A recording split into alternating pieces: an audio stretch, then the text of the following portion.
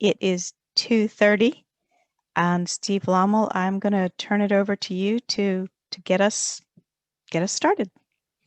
Thank you, Deborah, and welcome everybody. I'm seeing a whole lot of names of people I know.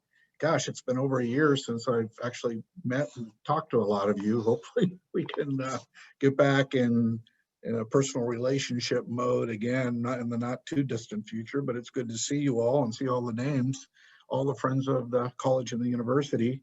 I'm just going to do a quick welcome on behalf of the college, and I know that the theme here today is entrepreneurship. You know, our college is very broad and spans animal science, food science, ag engineering, ag econ, human sciences, biochemistry, genetics, plant pathology, entomology, soil science, and more. And so we're very broad. There is entrepreneurship in each of these disciplines, and there's a great new potential, well, not really new, but we're really pushing it, potential for entrepreneurship at interdisciplinarily and cross disciplines. And hopefully we'll hear some about that today. NC State is very passionate about entrepreneurship. We really want to accelerate that and move faster and get our faculty to think about their intellectual property and move it forward. And that's really what we're here about today. And so I'll stop there and just say have a great meeting, come up with some great ideas, and hopefully we'll have a lot of follow-ups from this. So I'll stop there and I'll turn it over to Louis Sheats. Thank you, Deborah. Thank you, Steve. I am honored to be able to speak to everyone today about entrepreneurship. I have a slide deck I'm going to pull up, but feel free to stop me at any time with questions. I am Louis Sheats. I'm Assistant Vice Provost for Entrepreneurship at NC State. I'm a faculty member in the Poole College of Management. I've been at NC State in a teaching role since 2002. I went to State as an undergrad, so I've been here basically half of my life or more. I'm an entrepreneur first and foremost, though. I'm an accidental academic. I've started several companies and ended up teaching because I had a break between the first and second company, and luckily that happened, and I fell in love with being on this side of the classroom, talking to students. And really what I want to talk to you today about is just a small part of where entrepreneurship is living on campus and how we're developing entrepreneurial thinkers. And then to Steve's point, with all of the departments he mentioned, it's even more than that across the entire university. And my goal is to make sure that students from all disciplines are getting into the same room. That also includes faculty. So we create this really unique opportunity around entrepreneurship. And so to that matter, entrepreneurship really lives across curricular, co-curricular, and then beyond for NC State, beyond the campus and beyond the walls of the classroom. And I won't go through all of these, but that curricular includes majors and certificates in many colleges, including College of Agriculture, Poole College, arts and engineering. And then on the co-curricular side, again, expanding all colleges where we have special affinity groups, for example, advancement for women entrepreneurs, or engineering program, or sustainability, or social innovation. And then beyond, like, how do we engage with students and alumni and our ecosystem around entrepreneurship in and outside the classroom as well. And that shows up in many ways between the Alumni Association, our accelerator, Chancellor's Innovation Fund, the Wolfpack Investor Network, and many more. And ORC, obviously, and I think we'll hear some more about that later today. But it helps to understand why I have this philosophy of teaching and engaging students. It will make a little more sense. Since I've been at State since 2002, I often continually ran into the same problems with students. They typically don't come up with good ideas. If they do, they don't have a network to really vet those ideas. And third, they don't typically have the resources. I'm generally speaking about undergraduate students, but I also teach grads as well, and they're just different issues, but those things continually came up.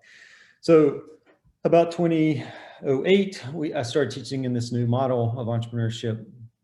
And then 2015, we actually launched the Entrepreneurship Clinic, which is simply taking the hospital teaching model and applying it to entrepreneurship education. So if you imagine the hospital teaching model is, let's take a student, put them beside a doctor or a nurse and let them operate on a patient. What we've done is replace the doctor or nurse with a real entrepreneur, and we replace the patient with a real company. And in doing that, we create this hands-on experiential learning for the students to see what truly happens inside an entrepreneurial venture. And our goal is to get our students to start thinking and acting like entrepreneurs. Our operating room happens to be downtown Raleigh in what used to be called HQ Raleigh. It's now called Raleigh Founded. It's co-working space. If you've never been there, there's about 800 companies and entrepreneurs that call Raleigh Founded home across 5 different locations, including one on Centennial campus where we host the NC State Entrepreneurship Garage. The clinical model is a teaching model. It is a research model, and it's a service component. And we live in the space between startup and fundraising, essentially. If you look at universities across the country, most universities now have an entrepreneurship program, and they typically live in this space between launch and, the ideation phase of the idea and before launch. And that's where we have the traditional business writing and planning classes preside. And then most of those colleges have, most of those universities would have business schools that focus on more mature companies. And that's why you end up with verticals like marketing, finance, HR. And a lot of people miss like what happens in the early stage of an entrepreneurial venture. One, it's hard to teach because it's so different for every type of company. And it's really risky for a research-focused professor to spend in that. And we purposely want to live in that space.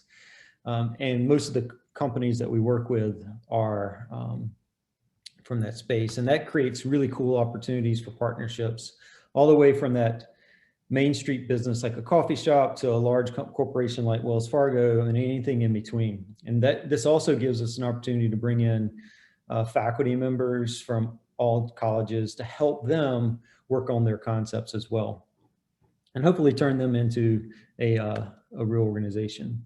And we use this model to bridge the gap between our STEM components of NC State and the business components of NC State. The class I'm teaching this semester, for example, the capstone class, Tuesday night, 62 students, about 30% or about 25% of them this semester are from the College of Ag, 25% from Poole College, 25% from engineering, and then the other 25% from all across the campus. And we are purposely trying to create that environment where we get our students to interact with other disciplines and create really cool and robust teams. Deborah is awesome at keeping time, and I know I only have 2 minutes, so I'm going to quickly just run through this process so you understand. If there might be a concept out there in the audience that we might be able to help you with, and it's simply an application process to get partners into the clinic. Students go through a project selection by pitching to the class. They then go into an initial consultation to get all the information they can from the partners and build an action plan. And all parties get to sign off on the action plan. And once we've gotten that in place, then we go into these weekly updates. And we work in 4-week sprints to purposely create an environment that's more like the real world. And it also helps us not sort of live in a 16-week environment that the rest of the world doesn't revolve around semesters. It creates scarcity and creates sense of urgency from the students. We either finish that project in 4 weeks, 8 weeks, or more, and we've done year-long projects this way. And then that project's then handed over to the partner company and essentially launches the career of our students. And 80% of our students are not going to launch a company. And that's typically the misconception, is that we're trying to get students to launch new companies. It's really about developing their entrepreneurial mindset where they can go join another company and add value on day one. And we use the clinic as this employee funnel. And if you think about that model I just went through, if you work beside someone for 4 weeks, you get to see what their work ethic is, how they fit in the company, what their potential is. And we realize that the students get to see the same. And so we know when we make a fit, it's a really good fit. But for those 20% that do graduate, we want to make sure they have those resources to succeed. And that includes funding, assets, people, and places to land. Almost exactly on 10 minutes, that's my time. So I'm not going to be able to stay for the networking at the end of our session today, but I'm always happy to meet with anybody and talk about entrepreneurship. My email is on here. All you have to do is reach out. I'll meet for coffee or Zoom, and I'm happy to talk about NC State or entrepreneurship in general. And thanks, Deborah, for allowing me a few minutes today. Thanks, Louis. Really appreciate your time. If you'll go ahead and unshare, I will turn it over to Chris Cammarene-Wessel. Thank you. So glad to be here today, joining Steve and Louis in welcoming you to the first ERS of 2021 New Year. I'm enthused by the great turnout. I don't know if you all have been scrolling through and seeing all the names and faces, but this is terrific. I'm very happy to see you all here. As the college's academic and departmental fundraiser, I really appreciate these opportunities to get to know the projects that our faculty are envisioning and undertaking. So I learn as much as you all do from these events. I hope that we're able to motivate new synergistic collaborations among the presenters and guests, and I'm here to facilitate support for our Innovation Fund and specific projects moving forward. It's now my honor and pleasure to introduce Blake Stevens, Principal at Alexandria Venture Investments, Alexandria Real Estate Equities, Inc., and Head of Alexandria Launch Labs. As you know, Alexandria Real Estate Equities is the lead sponsor for our emerging research showcases, and we thank Blake and ARE for all that they do for our college and for Ag and Life Sciences research and discovery. Thank you all. Take it away, Blake. Thanks, Chris. Thanks, Deborah. We were thrilled to be one of the inaugural sponsors for this event. Obviously, I think the first one that we were sponsors of was in person last year, and I'm very much looking forward to getting back together in person again at some point, hopefully later this year, if things trend in the right direction. And I just want to take a minute and say hello and talk a little bit about what we're doing at Alexandria to support the ag tech and the entrepreneurship community. As many of you may know, we run an incubator program for ag tech companies called Alexandria Launch Labs on our office lab greenhouse complex and campus in RTP. I'm excited to share that this summer, we're actually going to be tripling the size of Launch Labs, adding significantly more greenhouses, as well as building out space for much larger companies. So I was excited to hear about all the entrepreneurship activity at NC State. And this summer, we will soon have space for our typical Launch Labs company, which is, of about 2 to 5 people, as well as companies up to 25 or 30 people, all within the same umbrella. Alexandria being the largest operator of laboratory real estate in the triangle, we can go well up from there. But in my little piece of the puzzle, we're really excited to be able to expand the offering for ag tech companies. So if you or your students or your researchers or anyone's interested in learning more about that space, would love to share our thoughts and plans and how we're going to bring that program together. We're also really hoping it will be, a magnet for companies who are looking to establish in the area or move into the area and hire, the great graduates from NC State, be it through the entrepreneurship program or elsewhere across the campus. So something we're very excited about. And again, I'm very happy to be here today and excited that these continue on virtually and looking forward to getting together with everyone later this year. Thank you. And I'm not sure, Deborah, who I'm supposed to turn it over to, so I'll give it back to you. Okay, well, thank you. Chris, did you want to say anything more before we move on? No, let's get the show on the road. Thank you. Okay. All right. Well, Blake, let me echo Chris's thanks for your support for the showcase events. And I get to give a little bit of the, the disclaimer. So quick reminder, there will be no confidential information shared at this event. Everything, if you don't want it splashed across the front page of the News and Observer, faculty, don't say it. So I think everybody is muted. Thank you so much. It may be easiest, especially since we're moving next to the panel, maybe easiest to set yourself in gallery view. That way you won't see all the little names, but you will see hopefully our actual speakers at the time. Chris and I will be following up with you post-event to see what did you see, what did you hear, what did you love, and are there follow-up conversations that we should be having around one or more of these projects. So don't be surprised when you get that. I will also share, we are recording, so there'll be a video and slides from all of our presenters. We are going to have breakout rooms at the end, and we'll talk about that more. And mark your calendars, because the next Emerging Research Showcase will be focused on international collaboration as a driver for global reputation. So that's going to be really fun. In order to catch some of our, at least our European allies, we'll be hosting that one in the morning. And so that'll be, again, April 14 in the morning. Mark your calendars. Kultaran, I'm going to turn it over to you at this point. Thanks, Deborah.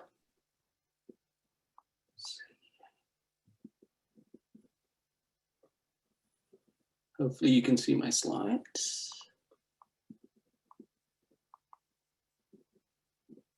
So Kultaran, at this point, we're seeing the slide, but we're all there. That's better. Love it. Thanks, Deborah. Thanks, everyone. Thanks for being here today. I'm really happy to be here and to be moderating a panel discussion on what I think is a very important topic. The importance of academic industry collaboration and academic entrepreneurship. I'm Kultaran Chohan. I'm Director of Licensing with the Office of Research Commercialization here at NC State. And I have a really exciting group of panelists with us here today. So we have Rodolphe Barrangou, who is a distinguished professor with the Department of Food, Bioprocessing, and Nutrition Sciences at NC State. Rodolphe did his schooling at NC State. He went to industry, and then he came back, and we're so happy that he did. And he has also been engaged in different entrepreneurship activities with different startup companies. So really excited to have him and hear his perspective on this topic. We also have Joerg Bauer, who is head of scouting and collaboration management at BASF. And he has been a pleasure to work with as NC State has developed various collaborations with BASF. We have Gabe Gusmini, who is an ag and food entrepreneur. Gabe, I believe, also did his schooling at NC State and then went and did a couple of stints with some big ag companies before he decided to become a CEO and founder of the Plant Pathways company, which is an NC State startup company that was established last year. So really glad to have Gabe here, and we'll look forward to hearing his perspective on this topic. And then last but not least is Giles Shih. Giles is an experienced entrepreneur and leader. He's the chairman and CEO of BRI, which is an NC State startup that was formed in early 2000s. And we can't be more proud of Giles and BRI in terms of what they've done. So really excited to have Giles here. Before we get into the panel discussion, I just wanted to, at a high level, talk briefly about ORC, the Office of Research Commercialization, because I think it'd be of interest to the faculty members at NC State, but also to outside stakeholders as they think about collaborating with NC State. Now, ORC, or again, the Office of Research Commercialization, administers the NC State patent and tangible research policy, which was created to support a very important mission of the university. And that mission is to disseminate knowledge and technology to the private sector to develop new products and services with the goal to stimulate research, promote local, state, and national economic development. So that's a very important mission of the university, and ORC with its faculty is trying to support that mission and make sure we accomplish it. And we do that in various ways. One is by securing IP protection around new discoveries that occur at the university, and then leveraging that IP as a mechanism to further develop those technologies by partnering with the private sector. And that's through licensing of the IP to existing companies that can be big or small, or through the formation of new startup companies who are then incentivized. Hopefully we can incentivize them to further develop those technologies, build products around them, and then make them accessible to the public. We also do this by encouraging entrepreneurship. So we have various support systems. Louis Sheats talked about the different support system he has, and then there are other mechanisms at the university, but ORC also has different programs, support structures that we have to support our faculty and students as they think about entrepreneurship and research commercialization. Our office also ensures that the university meets its obligations under funding agreements. And this is a very important responsibility, especially as it relates to inventions that are developed under sponsored research, irrespective of whether that's federal government funded research or that's industry sponsored research. And then also, by contributing and enhancing professional development opportunities both for NC State faculty, researchers, and students. And we're starting to see that research commercialization can have an impact on retaining faculty at the university. And if you have a good support system or structure in a university, within a university, we have seen that faculty can really benefit from that. And maybe Rodolphe will talk a little bit about that later as we get into it. At a high level, this is what our office does. So we review invention disclosures. We meet reporting obligations as they relate to contracts. We develop IP strategy around technologies developed at the university. We market those technologies to potential licensees. ORC negotiates, drafts, and executes different types of agreements, all related to IP. So for example, confidentiality agreements, material transfer agreements, patent funding agreements, licenses. Our office also provides support to the sponsored programs office as it relates to recommendations and IP terms. So when you have industry sponsored research or funding from other sources, if there are changes to IP terms, then our ORC will get involved. And we also manage existing licenses and relationships with our licensees. So just wanted to go very quickly over that. And with that, we'll start into the panel discussion. I have a list of questions that I put together that I thought would be of interest to the audience today, but please, as you think about questions or if questions come to your mind, please put them in the chat box. And then between Deborah and I, hopefully we'll be able to, we'll make sure to ask all of those questions. So with that, I will start. And the way I'd like to start is just to ask the panelists to give a quick introduction about themselves, their experience, and their current roles and responsibilities in the organization that they're affiliated with. And with that, we'll start with Rodolphe. Right, great. Good afternoon, everyone. I'm delighted to be here. Kultaran already introduced some of our backgrounds. So I'm a distinguished professor here at NC State in food science. I'm a PI for the CRISPR lab. Before that, I was 9 years in the industry in the real world. And besides my role as an academic, or as part of my role as an academic, I've been very involved with the Tech Transfer Office and bridging the gap between academia and industry as a co-founder of 5 different companies, including 3 NC State startups. And I've had diverse roles encompassing being on the board of directors, scientific advisory board, CEO, CSO for companies like Intellia Therapeutics and Locus Bio, Trico, and Celia and CRISPR Biotech. So I bring all those perspectives to our conversation today.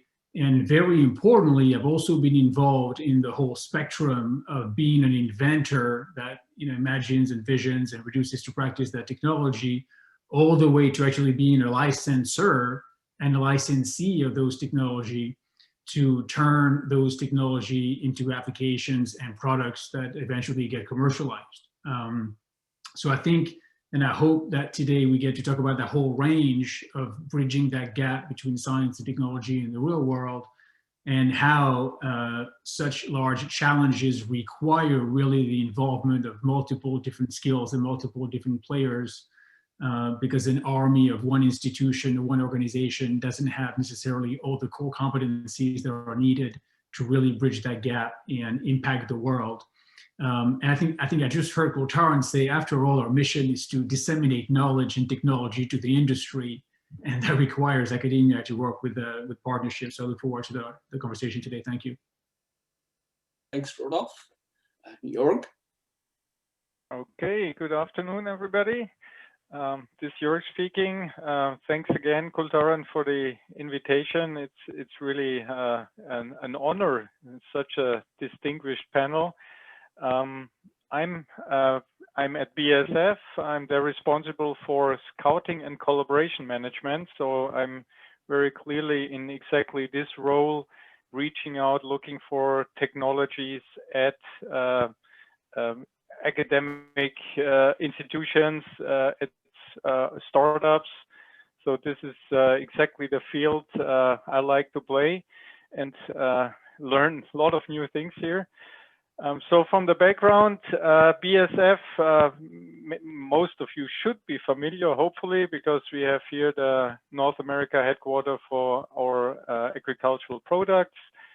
We have the global headquarters for our Bioscience department. So there's some footprint here. Overall, large chemical company, many areas. So beside agriculture, nutritional topics, care and health, chemical materials, industrial solutions. So broad portfolio, and all these portfolios are depending on innovation. And that's why we are so interested in engaging in these discussions with academics, because this is where many, if not most, of these innovations are coming from. So looking very much forward to the panel and saving a little bit time here. Kultaran. Thank you. Gabe? Hi, everybody. Good afternoon. Gabe Gusmini. So I graduated from NC State, so I'm an alumnus from there. I spent about a decade at Syngenta in the vegetable seed division and little stint in the biotech division, both in R&D and business development. In various capacities, I started up as a breeder for a fairly small market in North America, and a few years later took responsibility for processing crop worldwide, and then eventually moved further upstream into identification and deployment of technologies to accelerate innovation cycles and broaden the scope of breeding targets by enabling new approaches and new technologies across vegetable crops. So during that time, I developed quite an interest for breeding new varieties based on downstream application targets, so that the agricultural raw material entering into processing lines and then eventually resulting into products, and those products interacting with the consumer would be impacted by the quality of that raw material that depended on the genetics that was built into those varieties. As an example, you can think about diversity of starches that you can find in rice. and how that determines what kind of rice you buy for what kind of application. So from sticky rice for your Chinese restaurants to very dry rice for your Italian risotto, for example. And all of that is determined by variation created by breeders, not by processing steps. Eventually, that brought me in 2013 to leave Syngenta and join PepsiCo, so moving further downstream on the value chain, still looking at how to build internal crop improvement capacity and marrying that with both agronomic best practice improvement, and then intertwining it with process engineering and product design, so that there will be a continuum both in technical solution and IP layering from field all the way to delivery of the product to the consumer. Throughout those 2 decades, I've done quite a lot of work in public-private partnerships, and that's what kept me very close to NC State over time, both in terms of licensing, but also in terms of co-generation of innovation and IP, and then the sharing of rewards back and forth between the organizations. Along the line, about 6-7 years ago, PepsiCo and NC State started a collaboration into breeding stevia to improve its flavor and its use as a non-caloric sweetener in food and beverages. And at some point of that path, the program was mature and a decision was made that it needed to be spun off to gain agility into commercialization of those varieties and production of the crops. And so I joined forces with my former professor at NC State, and we co-founded this new company that's now continuing the breeding of stevia and starting production of crops for downstream clients. Kultaran has asked me during this panel to try to switch heads back and forth a little bit with my answer, and thinking of it from the standpoint of a downstream CPG like PepsiCo versus a small technology startup like our current company. So I'll try to do that. Thanks, Gabe. Giles? Good afternoon. I'm Giles Shih, founder and CEO of BioResource International. As Kultaran said, we're a spin out of NC State from almost 2 decades ago. My father was a professor, since retired from NC State University, and developed 6 patents around the research that he did at NC State. I myself, an alum of NC State, did my master's in microbiology, and then had a chance to start a business and launched it without any prior experience. And what we do is feed enzymes, feed additives for poultry and swine, and now moving into some other areas as well. And so, yeah, we wouldn't exist without academic research and partnerships, and we continue to build on that collaboration, work very closely with many departments at NC State.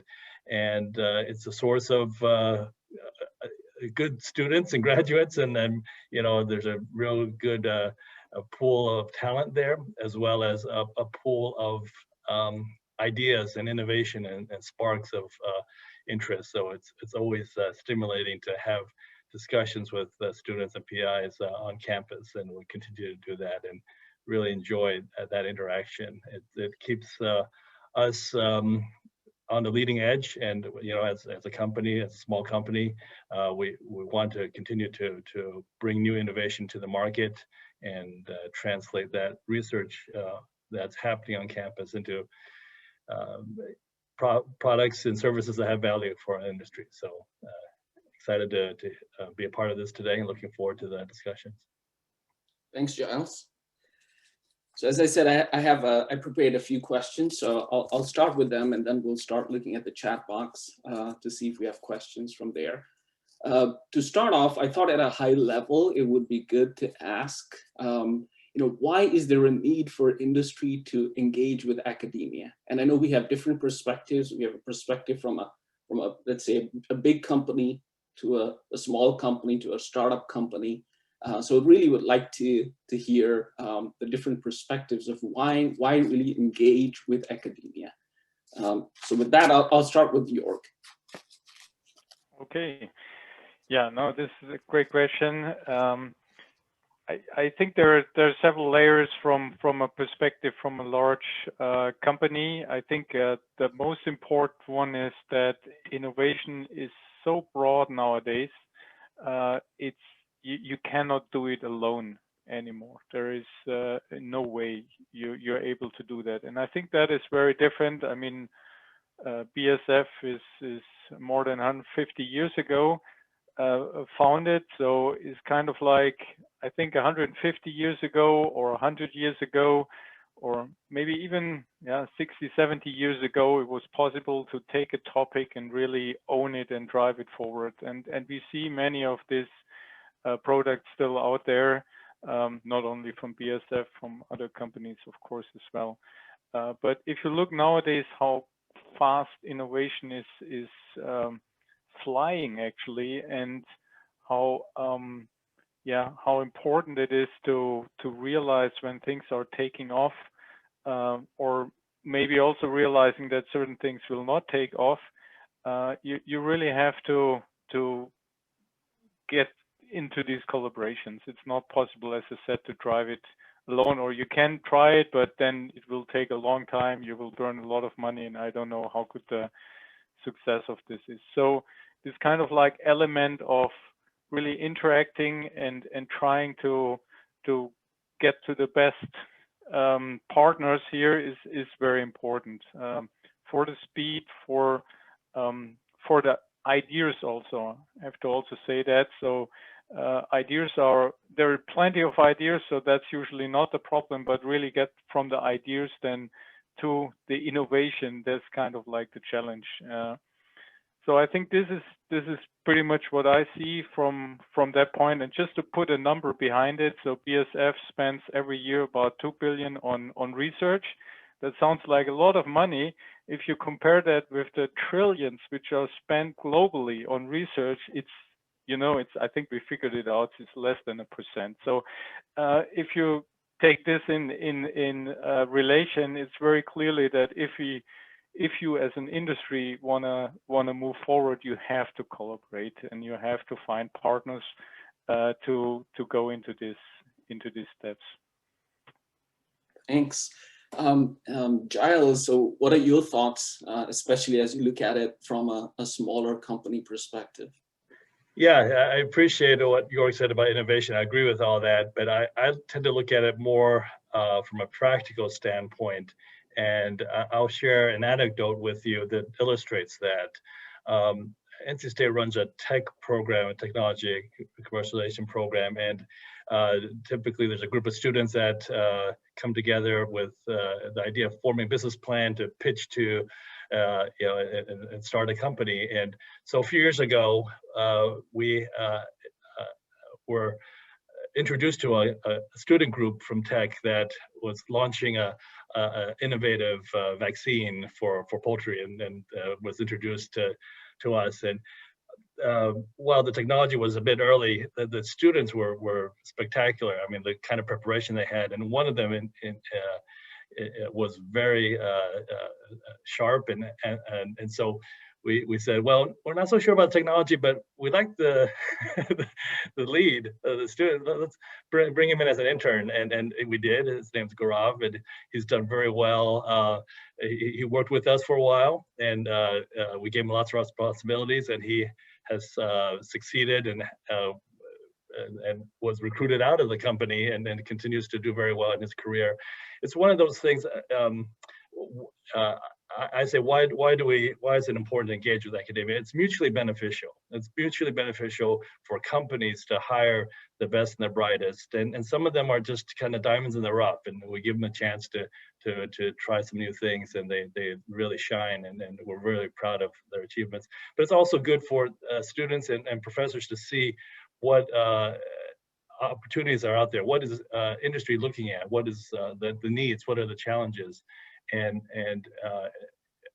design programs to meet those needs. So I think there's when we continue to recruit and to look at students that are working at the university, as well as working with PIs and also trying to solve some of the challenges out there, and bringing those challenges to PIs and say, okay, here's something that the industry sees. How do we kind of use innovation and technology to address those? So it's a dialogue, it's a discussion, it's an ongoing collaboration, and we're really glad to be a part of that in a small way. You know, we don't have the resources like a BASF might have, but we are still able to achieve a lot by leveraging the strengths of the university and as well as leveraging our contacts into the industry. Thanks, Giles. Gabe, what would you like to add to that? Yeah, so without repeating everything that Giles said on the small company side, because a lot overlaps, to add to it, I think that there is an element from a small company standpoint of identifying talent early and nurturing that talent, because it's really hard to get into hiring competition with large corporations when students are graduating and leaving the university. It's too late for us to attract the best and the brightest. So by being involved and cooperating with the university, we have an ability of identifying the talent early and nurturing it and attracting it. But beyond that, when I think about it in terms of when I was at Pepsi as an example, being a downstream manufacturer, no matter how much money we invest into research, we were always focused on the very downstream and applied research, whether there was a product development or some level of process engineering and some level of ingredient sciences. So then the real innovation needs to come from somewhere else upstream, and typically had to come from the academia. With the advantage that through the academia, we could actually establish industry-wide collaboration and broaden the breadth and wealth of those research programs by collaborating with other industry and value chain partners. So the academia became an element of cohesion along that value chain that went beyond the boundaries of competition and allowed us to expand further into that pre-competitive space. Thanks, Gabe. So Rodolphe, from your perspective, as someone in academia, what do you see the advantages for engaging with industry?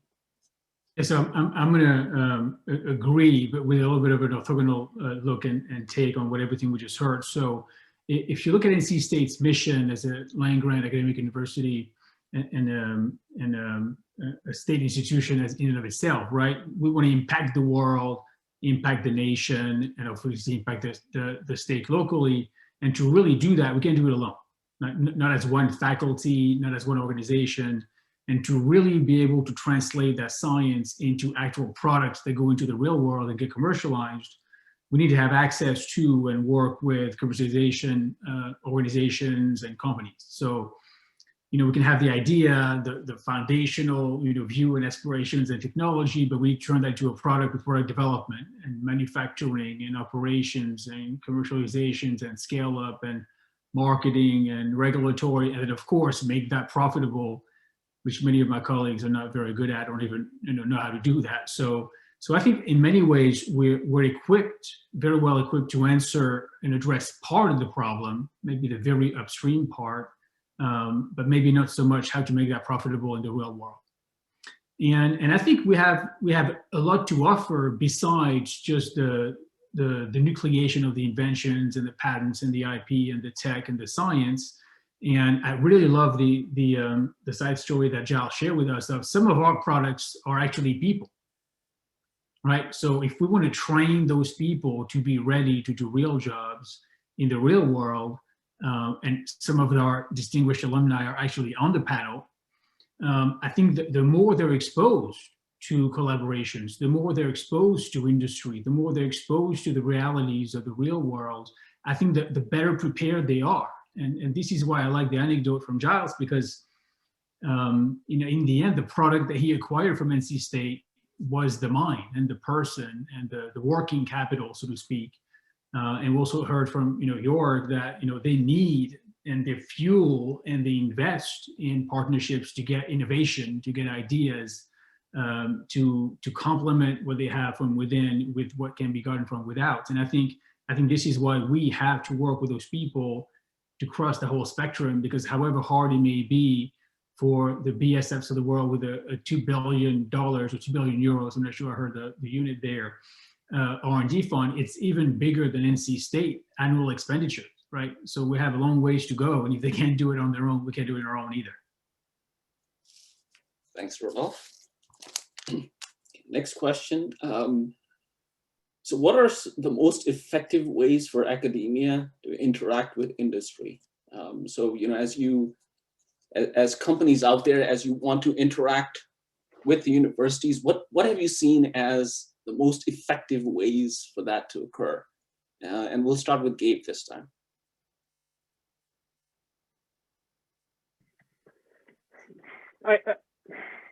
I think that some of the challenges that universities in general and industry experience are really around aligning intent.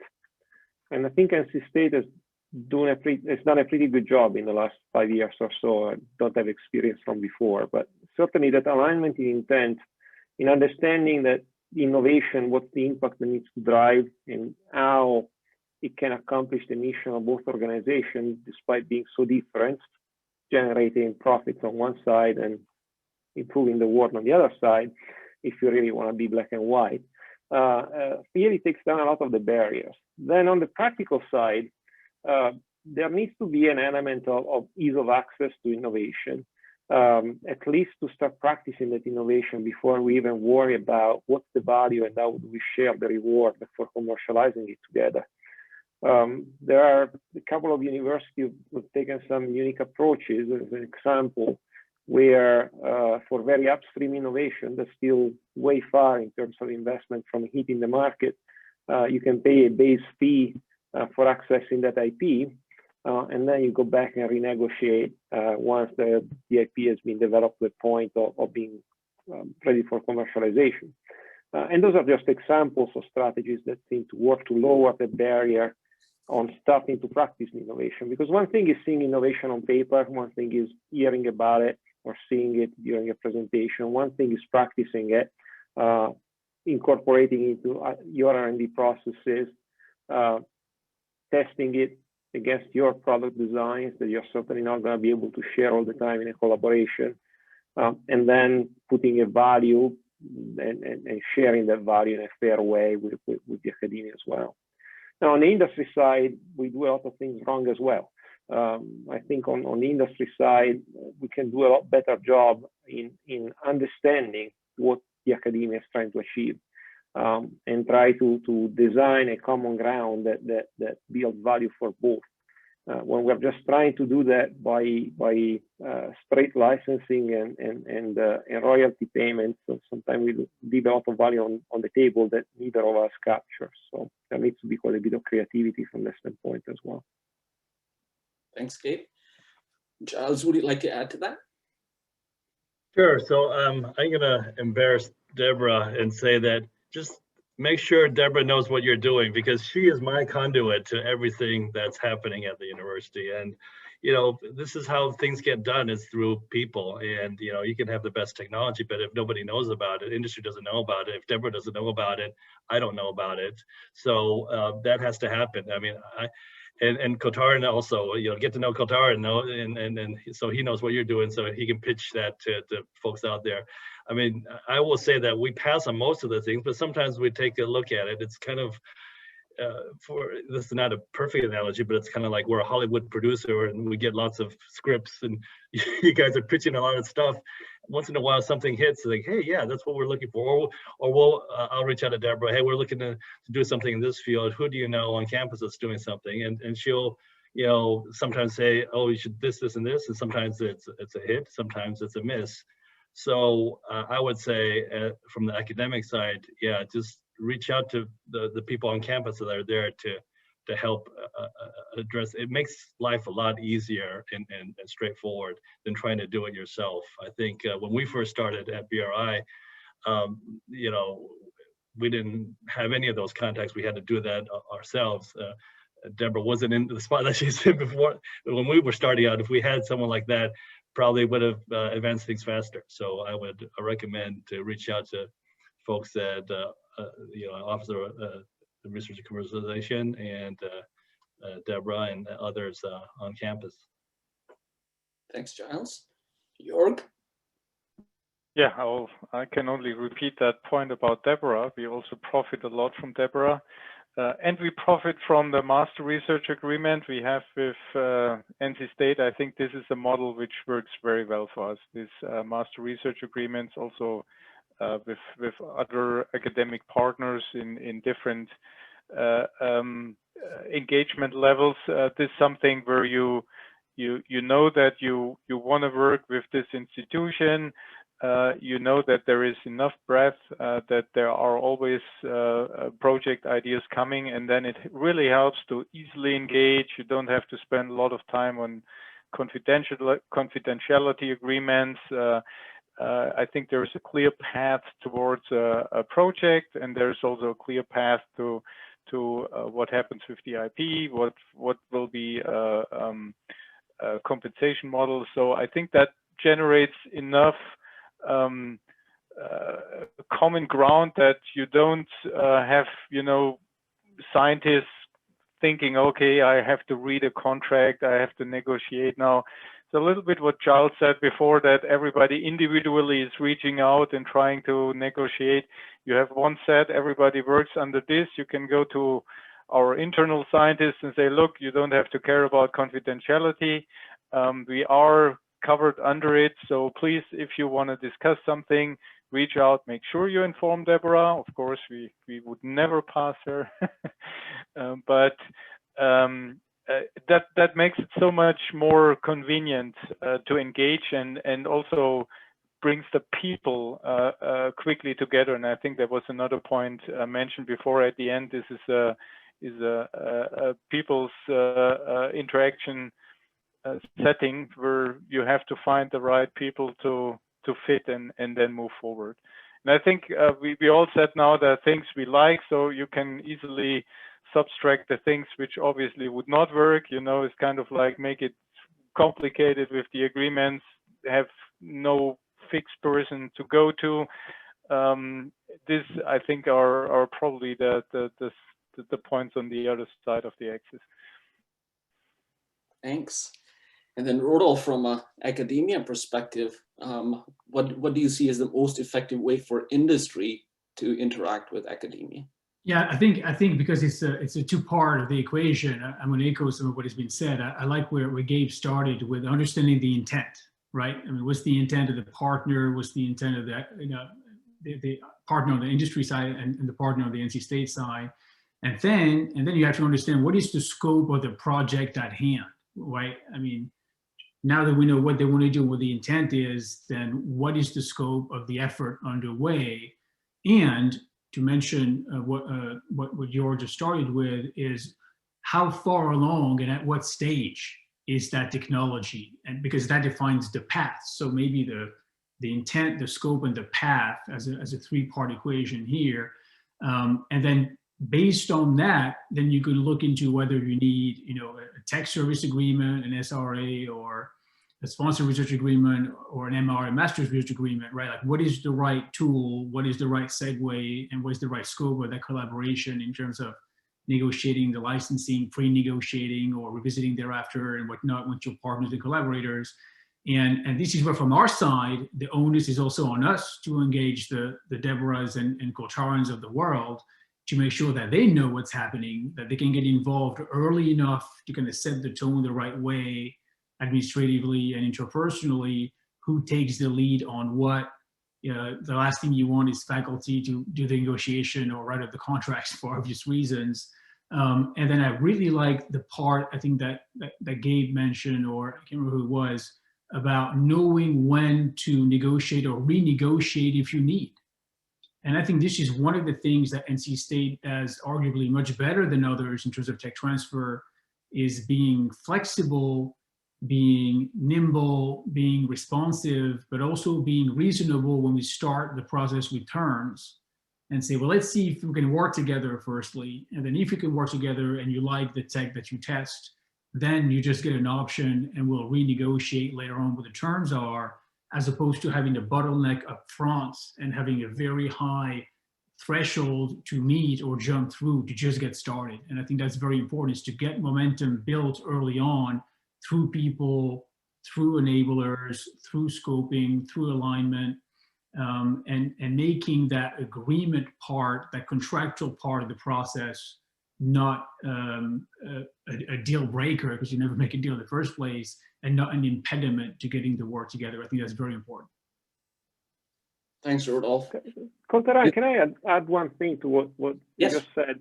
please. Going back to your statement on scope, I think that there is an element of behavior around that that's important, which is that when we're discussing the scope, we both need to accept that at some point we will not be able to work together on something.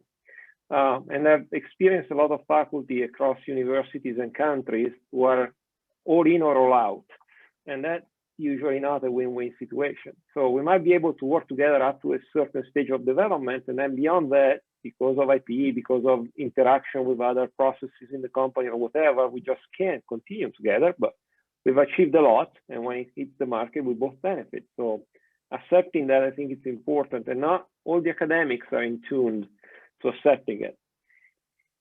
Great points. I think that's a great segue to a question we got in the chat, and this is from Jacob. And the question is, what are some of the most effective ways of lowering barriers between NC State and industry that Tech Transfer Office has developed? So I would take it beyond NC State. I would just say, based on your experience, what are the type of barriers you face, and how can academia reduce them or lower them to enable more collaboration? And with that, let's start with Joerg. Yeah, I can echo what Rodolphe said before.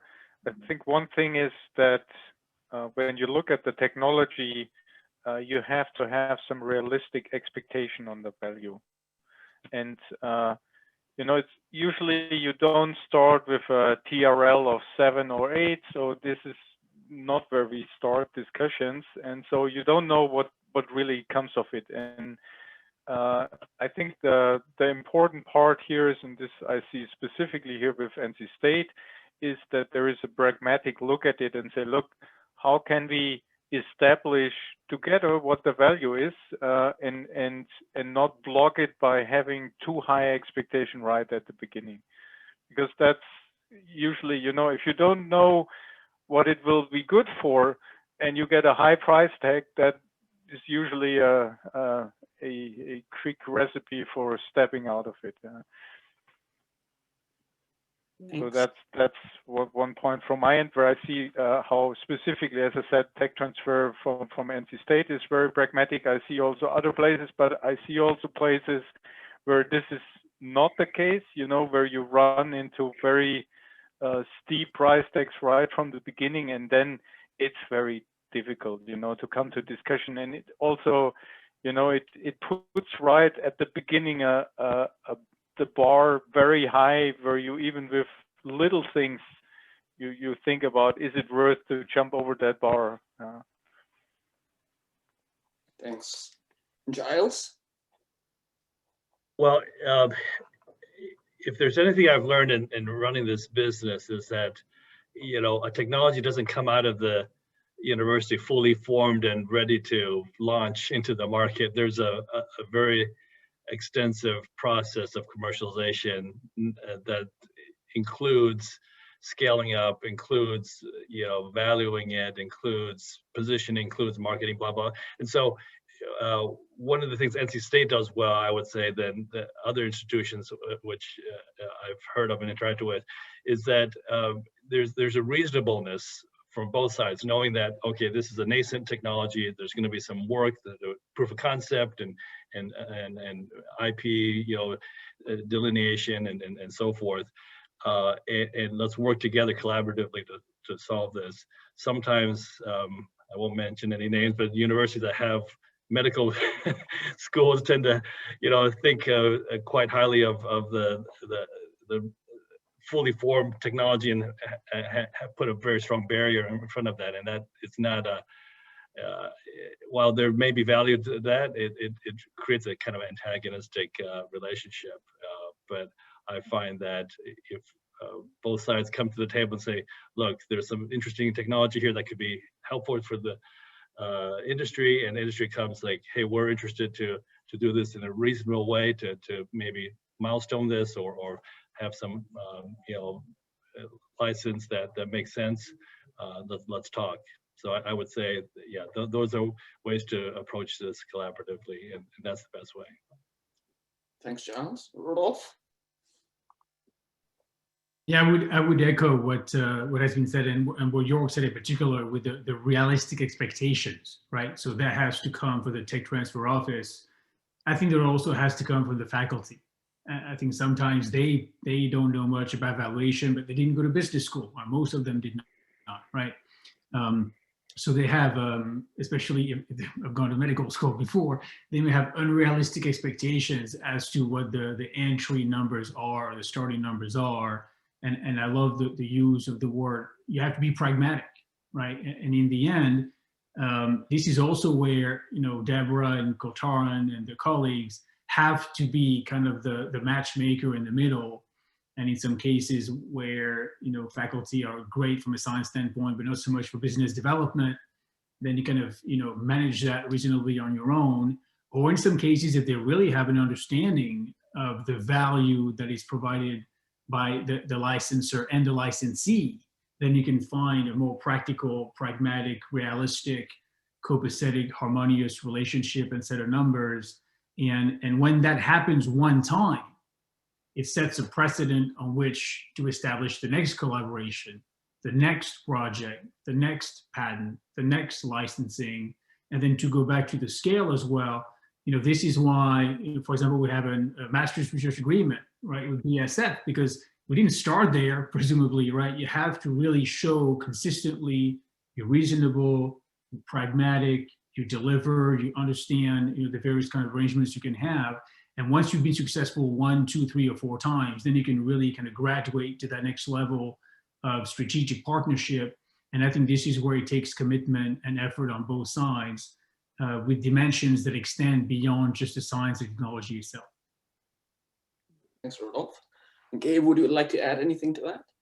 Just one thing, as a small company that's always out raising capital, contracts with the academia that have too many strings attached that are not really core to the main scope of the contract is a problem. So I'll give you an example, and we can agree or disagree to it, but that's the behavior of the investors, not mine. If you have a contract that says that you have license to an innovation, but the university retains the right to use the same innovation for research in other fields or even for education, some investors get really annoyed and so not very engaged because they see that as a potential leakage of innovation. Now, for me as an entrepreneur, I know that that's not a problem in my particular case because of the technical steps that we need to take to translate that innovation into a commercial product. But go and explain that with financially driven investor. That's not that easy. So contract within reason that are as clean as possible with few strings attached beyond what's agreed in terms of tangible, measurable compensation. It's going to make everybody life a lot easier. And sometimes it won't be possible, obviously, but ideally. Thanks, Gabe. Yeah, all great points. Okay, let's see, going to the next question. So can you walk us through the internal review process that you have at your organizations in terms of identifying and selecting projects that you want to fund? So what are the different steps you go through? What are you looking for? How does a technology cross that barrier where you're willing or your organization is willing to fund it? We'll start with Joerg. Okay, so you certainly start with the higher complexity. I'm sure that Giles and Gabe has a much easier process for that. Yeah, I mean, being a large company, of course, has then some required administrative processes here. I think that the first part, and that is what Kultaran, what you were reaching out, is kind of like, how do you come to this threshold where you say, okay, we would like to talk with this professor. There was something interesting. What's the next step? Do we can think about a project idea? If you come to the project idea, how would we fund it? What are the models? So these are the exciting steps. And I have to say this is a big part of my activities. To on one hand, you know, with my group, identify what currently is ongoing, what is new, and there is, as said, Deborah was mentioned a couple of times, so you get often mentioned today probably. This is also where this matchmaking happens. So Deborah reaches out, say, look here, we have something new. Is that something? And she also, over time, gets a good feeling for what would fit into our needs and what is easier to digest and then take forward.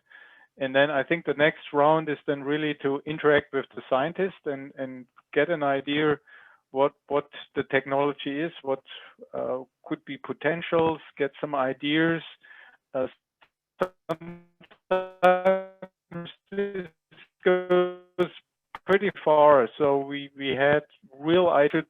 Maybe we could do something like this and that, and then the first feedback was, no, it's not possible because this is whatever, just a prokaryotic technology and you want to have it in plants. So obviously this is not a prokaryotic system.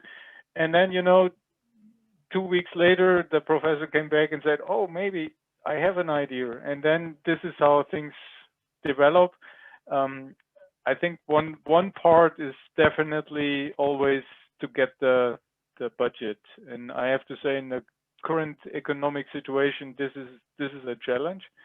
Also, to be very clear, so there is, I think, a need to have a larger set of ideas than actually at the end will be funded. So it is a classical funnel, and that's sometimes, I know, frustrating, disappointing for the professor who did not get funded, or she did not get funded.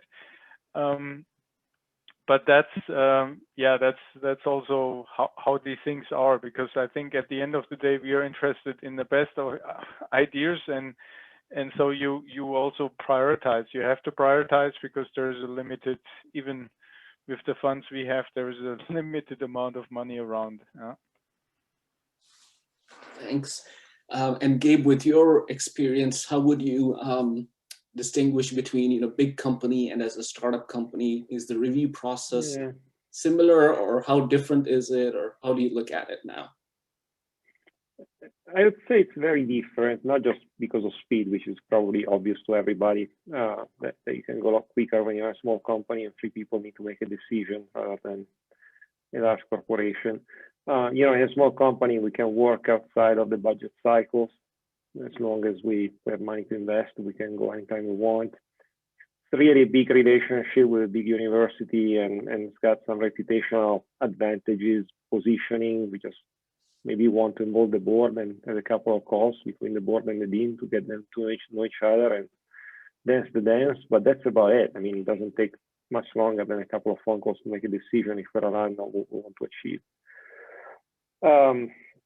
In a large company, I mean, PepsiCo is by definition a very top-down hierarchical organization.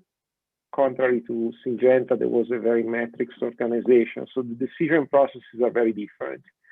And for me, as a mid-level executive, the most important was being able to get support from the university in building and telling a story that would be compelling to people above me who had to make the final decision. Whether there was a strategy fit or whether there was budget, it didn't matter.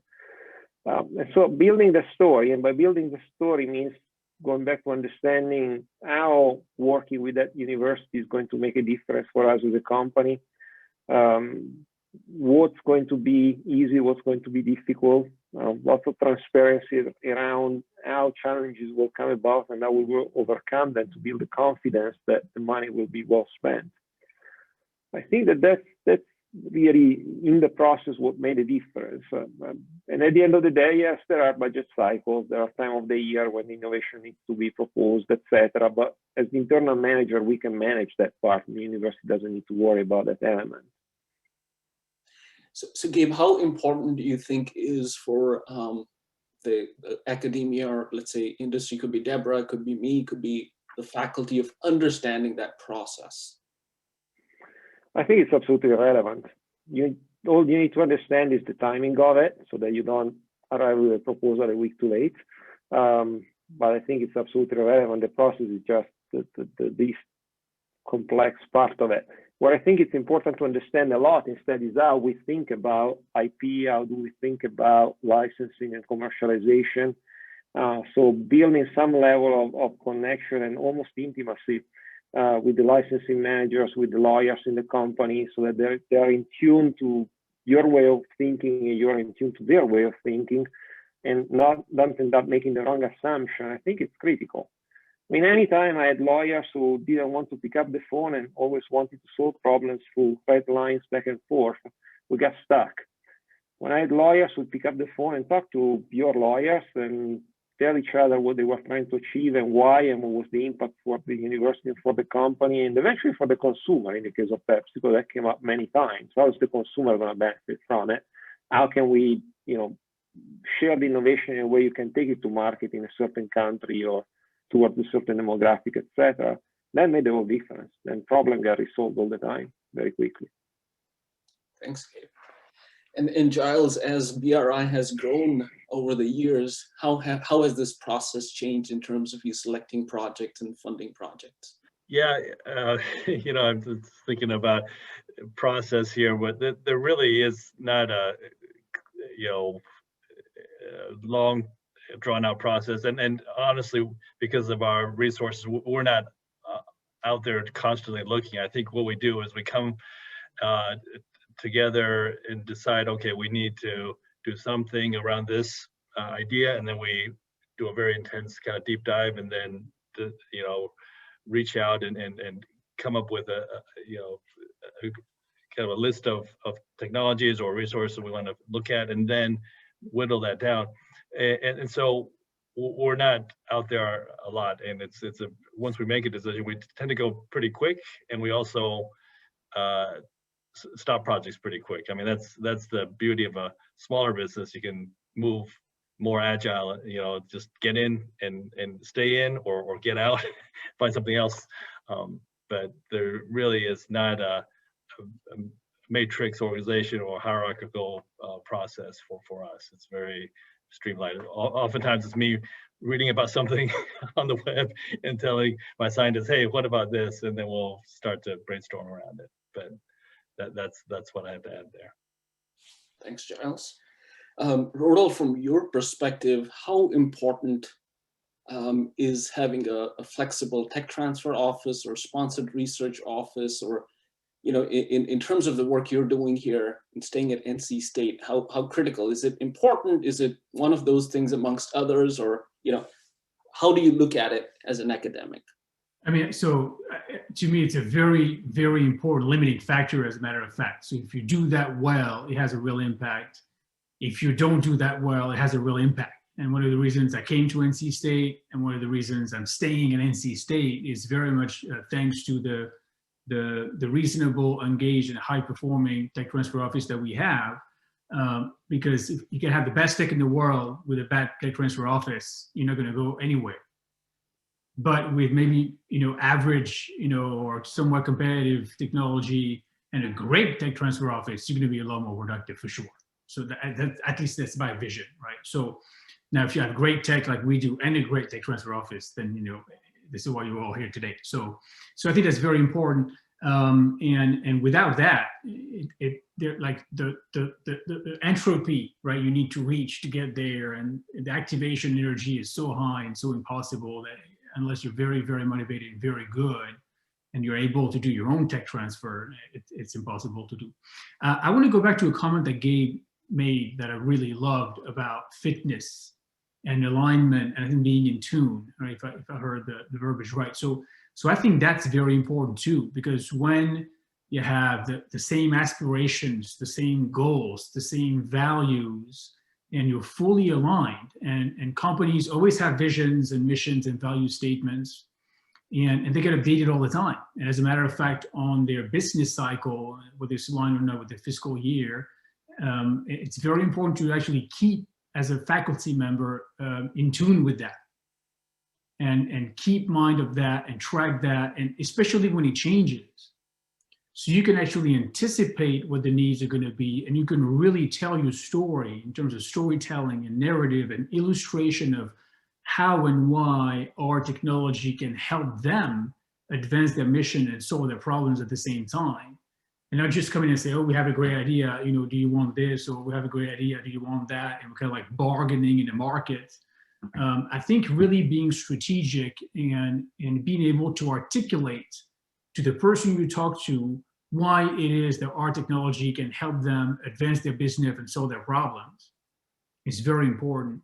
And beyond this, it enables the person who just heard it, who's the champion on that side, as Gabe said, to go to their management, to go to their board, to go to their business people, and then articulate that narrative, as opposed to repackaging some narrative that's kind of ill-fitting and trying to market science by trying to tell a story that can be sometimes strenuous, right?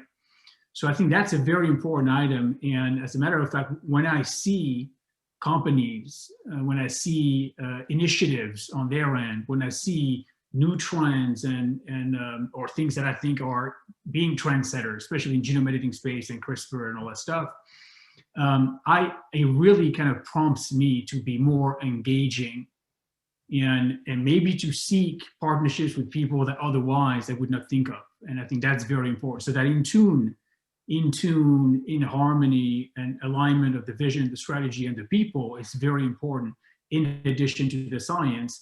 And to answer your question, Kultaran, that tech transfer office role at the interface is also impactful, because when it's done well, it makes it so much smoother and easier and faster. And if not done well, it's almost impossible to push through. Thanks, Rodolphe. So with that, we'll go to a few questions that we've got in the chat box. So this one is from Wes Bruce. The question is, there can be reorganization of industry priorities that can lead to rapidly terminate collaborative projects. What are ways to help mitigate such events, especially protecting, you know, there could be salaries and other things. So, so maybe Joerg can take a stab at that. Yeah, thanks, Wes, for the challenging question. Yeah, no, I mean, this is and this is reality. We have done that a couple of times, and it will be probably done a couple of times in the future as well. Others have done it as well. So there is changes in priorities. You have changes in products. You have challenges in terms of consumer perception. You have challenges in terms of regulatory. So there are changes in priorities. There is a realization maybe that a certain product doesn't sell as good as anymore, so you might want to stop it, which has then all kinds of later on decision points. And this could also very well hit then a industry academic collaboration, where at some point you realize, okay, whatever the output will be not used anymore, because the product is maybe not relevant anymore, or has been shelved, or these kind of things. And these are difficult decisions. I mean, there are a couple of ways how this can be addressed. I mean, we always stand behind our initial commitment, so that's very important. So we're not just you know, because of this and that, we are not like a leaf in the wind. So I think that's very important, that if we give a commitment, we try to stay with it, definitely. But there might be changes in the project plan then, and that requires some change agility. I mean, this is something we exercise a lot in industry, and that might be not always feel comfortable to academic partners. And as said, in this is also the times where you have to have build up a good interaction that you can really talk about it and can say, look, we have to think about maybe this is not the best anymore. Can we do something else? And going back to what also Rodolphe said is kind of like, how can we change the narrative? How can we change the strategy here to still get something valuable out, although it doesn't fit to the initial plan? Thanks, Joerg. And Giles, do you have some insights on that? Yeah, not too much to add. I just echo what Joerg is saying, that you know, in industry, things change sometimes very quickly, and we've had to stop projects. You know, the best way we know how to do it is just to be open in communication and be, you know, with integrity, and say, look, this is we're going a different direction. I know it's frustrating sometimes because PI has devoted a lot of time and effort into it, and it's not maybe to their expectations, but this is kind of the opportunity and challenges of working with industry. Like, things can change very quickly, and sometimes, you know, nothing changes, and then all of a sudden it changes. So it's there's no rhyme or reason, and that's what we have to deal with. You know, imagine, you know, what we're dealing with is just a small part of, you know, what everyone else is doing. Thanks. Giles, Gabe, any thoughts on that? Yeah, a couple of maybe slightly provocative points of view. So one comes from PepsiCo, because PepsiCo, there was a big mantra, which is we never compromise someone's education. So if we had to shut down a project, in each of our contracts, we had committed to pay off any cost associated to the students until the end of their education. We would prefer to cut a check and pay it off before the end of the year, but you would have the money to carry the student for the next 2 or 3 years until they graduated according to the original plan. So one thing that I think you should negotiate with particularly big companies who can afford it. I think you should push for it, because at the end of the day, your reputation is strongly linked to the students you graduate. And so making sure that that doesn't happen. You know, when I was a graduate student, my sponsor ran out of money. So after 2 years, my salary went from a miserable $15,000 to miserable $13,000 a year, which was already a starving level. And that wasn't fair. I don't think it was, because those $2,000 a year for a company of that size would have been ridiculous to worry about. They could have cut a check for $6,000 for the next 3 years and kept me healthy for those 3 years of school. So that's one thing that I think is important to push for. And the other is being a little bit flexible and creative. So if somebody comes about and they're not interested in pursuing an objective anymore, maybe there is a way of agreeing that the university can take the innovation forward.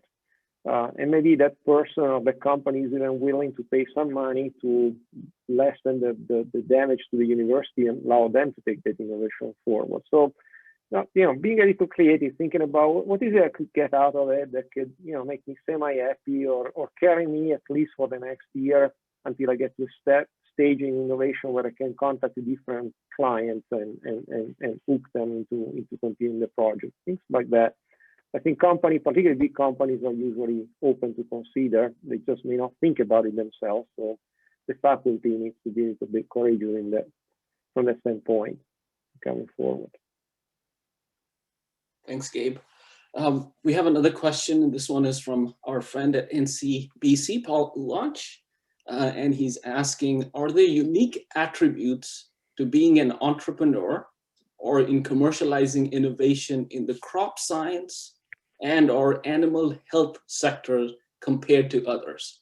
So what are the unique attributes you need to be successful in commercializing or being an entrepreneur in the crop science field, or let's say the animal science relative to, you could say, therapeutics, you know, semiconductors or other sectors? Are there any unique attributes that you see? I'll start with Rodolphe. So absolutely, I was trying to make a list here live. So I think, you know, the funding scales is not the same. The timelines are not the same. The regulatory bottlenecks are not the same. The public acceptance challenges and narratives are not the same. And I think also because you have less resources, generally speaking, you need to be able to wear more hats, right? So I think that your ability to network and solve all those problems has to be different by design. You know, there's a lot of commonalities, so Paul is not asking about the commonalities. But I think as you anticipate, right, what's going to happen next to commercialize, the regulatory aspect is always important. And I think oftentimes scientists maybe are aware of it, but maybe not mindful enough of it at the outset. And then also understanding the pace at which things are changing today, I think is very important for companies to stay competitive and move a product along, you know, the ag pipeline. And that's something that's changing big time right now is consumers have opinions. And they have sometimes very strong opinions, and they're not always very well informed opinions, but they're strong opinions. And I think when you engage with the public, when you give a talk, when you give a seminar, when you develop technology, when you write PR pieces, and when you communicate about it, you really have to be mindful of all those business-related implications as an academic, because if you don't, you can really penalize yourself or your licensees even before the technology has a chance to come out. And genome editing is an example, and CRISPR is an example, and all those regulatory, you know, DNA manipulation technologies and biotechnologies are examples. And I think that the more time goes by, the more prominent those issues are, and the ability of faculty to be able to be part of the solution and not part of the problem when it comes to those things, I think is very, very important today more than ever. So very, very good question, Paul, in my mind. Thanks, Rodolphe. Giles, your thoughts? Yeah, I would say, you know, well, I've only been an entrepreneur in the food and ag space, so I can't speak for therapeutics or medical devices, but from, you know, friends I have in that industry, I feel like the main difference is the value chain and the de-risking is very clearly staged out in pharma and med devices. You know, it's very regulatory driven, phase 1, phase 2, phase 3, and so forth, and you get valuation bumps with each of those because it de-risks it. That's not the same in ag. I mean, certainly there are regulatory, but there are development milestones, but there's that difference. So how do you get to a valuation that's fair, and how do you de-risk it at each stage? It's not quite as clearly scaled or staged. And the other thing is the exits. You know, this is a perennial problem in the ag industry, and it's even getting worse because more and more ag big players are getting consolidated. So you're only, you know, at the end of the day, if you're going to exit through an acquisition, there's only, you know, maybe 4 crop science companies, and there's 3 animal health companies to exit to, unless you have some other, you know, business model that is accretive. So that's where the challenge comes in terms of entrepreneurship. Of course, you can build a business and be profitable in it, and we have, but it's not the same as, you know, taking a innovative molecule, you know, from phase preclinical to phase 3, and each step along the way you're creating value. So I think that's a big difference in innovation, and I'm talking mainly about, you know, biotech in the biotech space. Thanks, Giles. And we have a couple of our friends from Elanco, so I'm going to call out on Tari Soprato and see if she's willing to share some insights on this question. Hey, thanks so much, Kultaran, and hello, everyone. I've been kind of in stealth mode through most of this, and the panelists have talked a great deal on this topic, but from the animal health perspective, you know, Elanco, we interact a lot with entrepreneurs, the biotechs, the startups, the spin-outs out of universities. And what we see is sort of a unique feature that is required to be successful is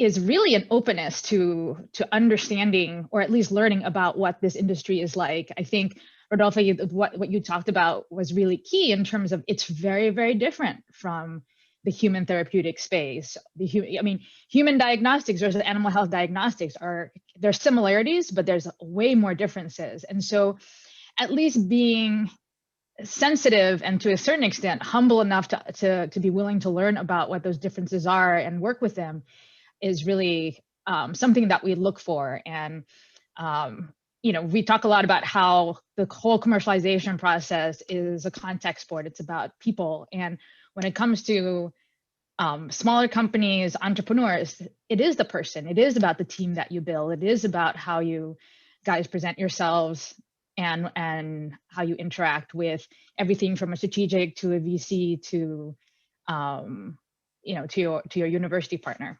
So those are my comments. Thank you. And I'm going to take the last minute to ask one last question to the group, and this is around IP. So at a high level, how important is IP to you as you fund projects or collaborate with universities? What is the importance of IP and why do you value it, and how do you value it and why do you value it? So we'll start with Joerg. Yeah, that's kind of like that's the value, it's at the end of the day when you're done with your project. For the PI, the publication is the value, and for an industrial partner, the IP is the value. And so therefore it is very important. On the other hand, we also have to say it's important if it really has value, so just filing something is not value, and actually it's just cost then, if it doesn't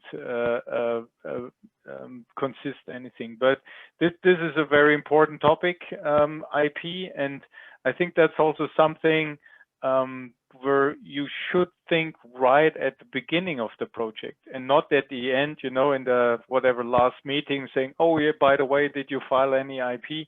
That should not be the way. It should be when you start setting up the project plan, and you start thinking, okay, where do you wanna when you end up?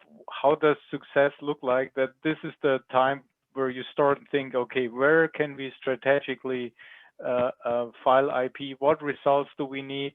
What can the industry partner contribute to these results to make it a stronger IP?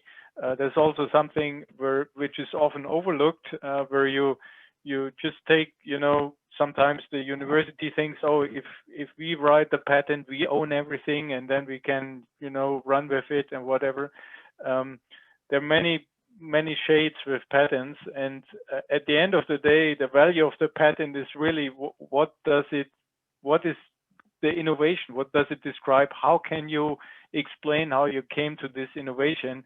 So examples are very important to that, and the more and better examples you have, automatically you have a better chance to get good claims granted, and that increases the value of the patent. So therefore I'm saying it's very important, but it needs to be really thought about. So it's not something which happens somewhere by accident. Oh yeah, we can file IP. It should be really strategic. Gabe?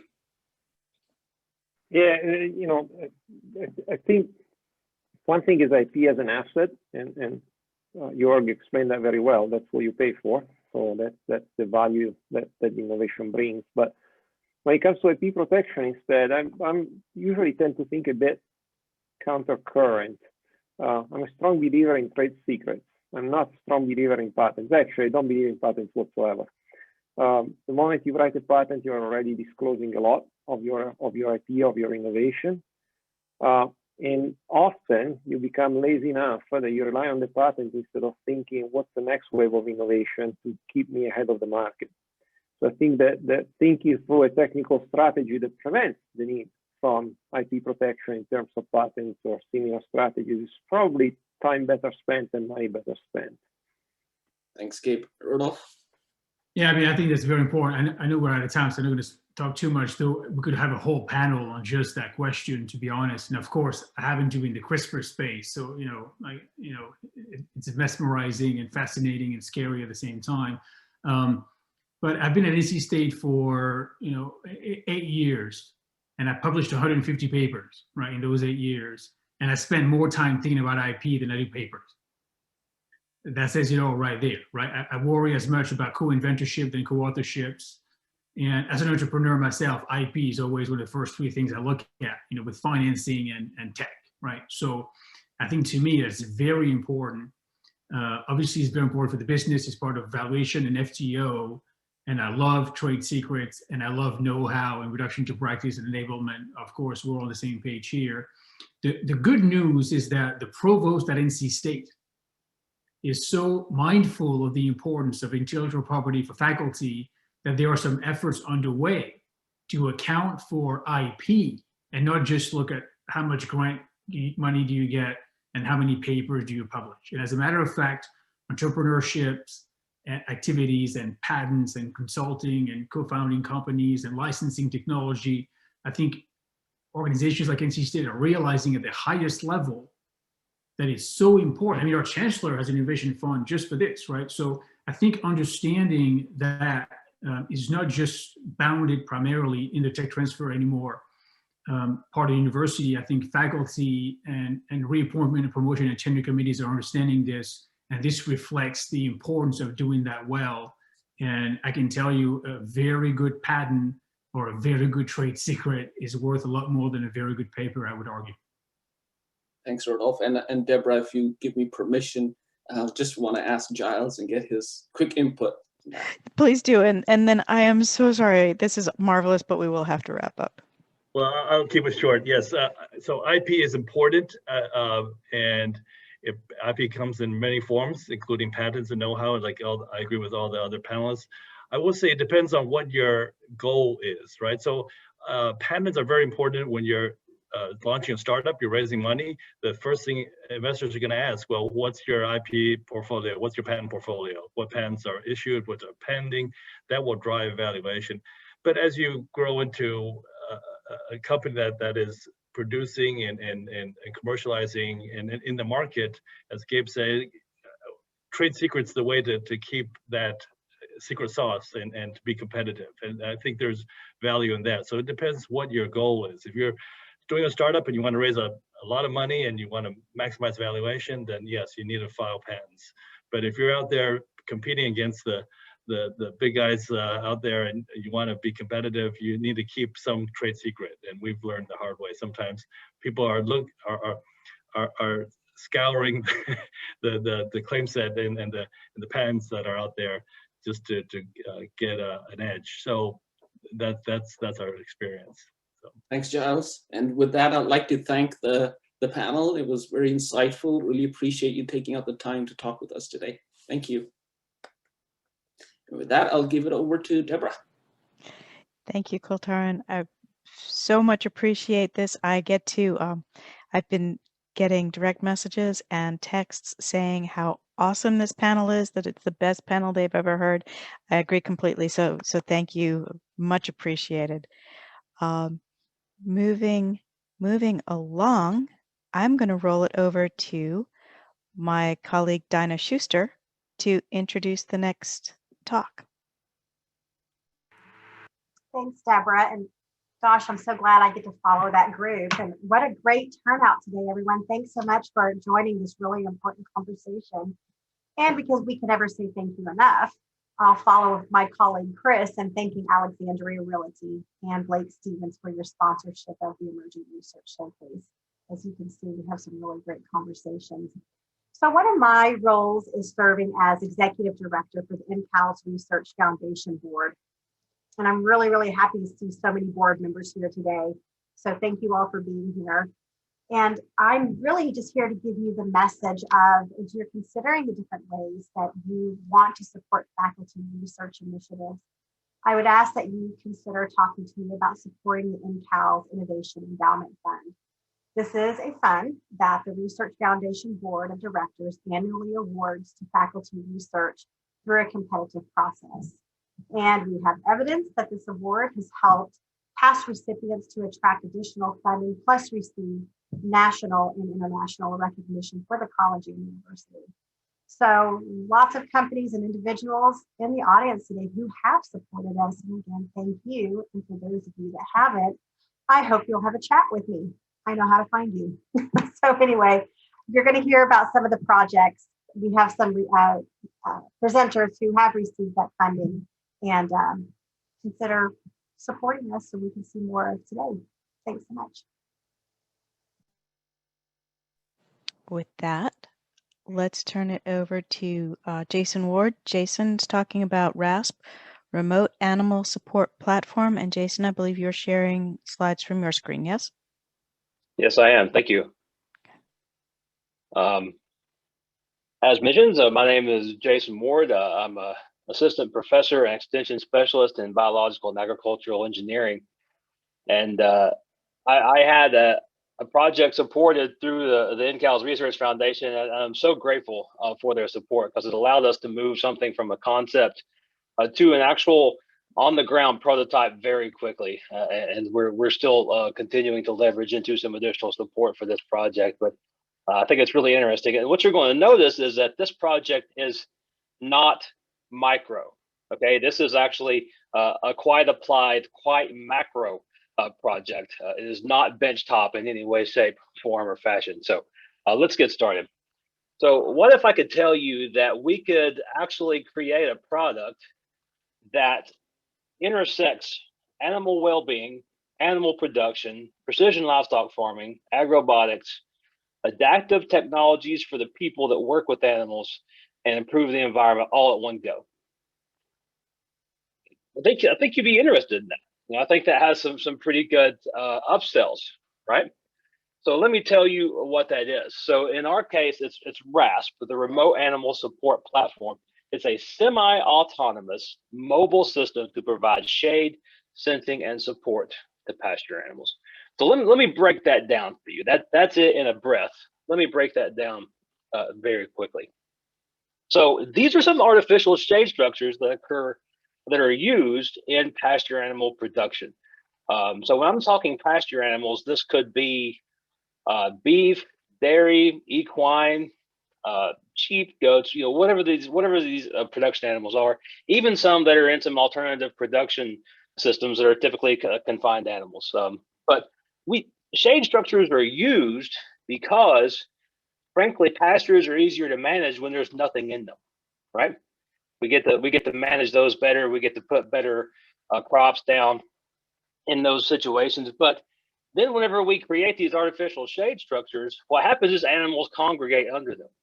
And then maybe there's some rain, or there's some accumulation of animal waste, or there's some other events that happen where these animals are in a high density at this location. Then what we get are some negative outcomes for the animals. We get some negative outcomes for the environment. Also, these things need to be moved regularly. So what happens if it's what's common in a lot of our, especially in the animal production space, we got a lot of aging farmers. And maybe they don't have as much mobility as they used to. So now these things have to be moved around. So we can actually address this by being able to reduce the barriers to having to move these structures around and make them a little bit smarter.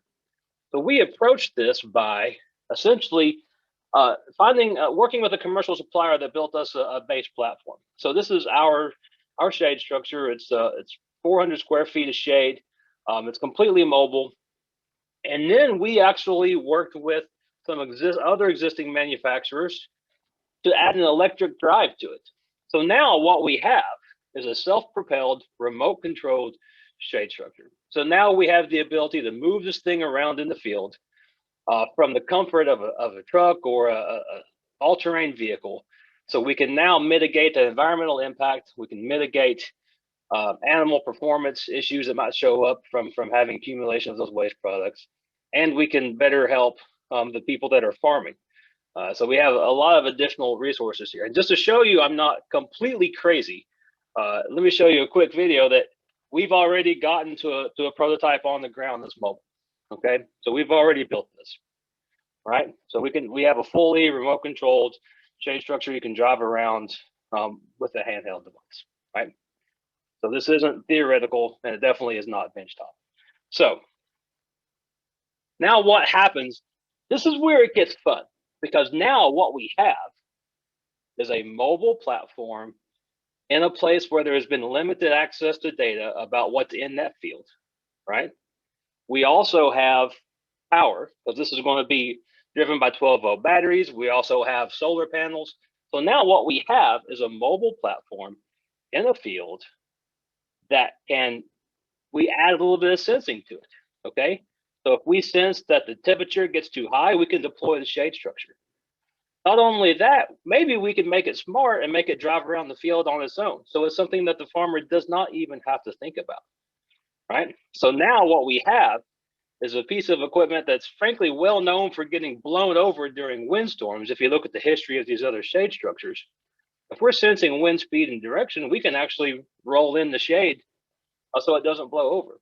So now what we have is a powered, mobile, self-protecting, self-navigating platform in a pasture that we can move it around, spread out the animal waste, spread out whatever those environmental impacts are. And now we have the ability to start collecting data. So, or we can start supporting the animals directly. We can add some active cooling, whether that's misting systems, providing some nutritional supplementation to those animals. We can even start essentially sensing about the animals themselves. You know, there's a lot of fantastic off-the-shelf animal health sensors that are out there, and now they're in a place where they typically haven't had the ability to get power or connectivity. And so now you've got the ability to do that.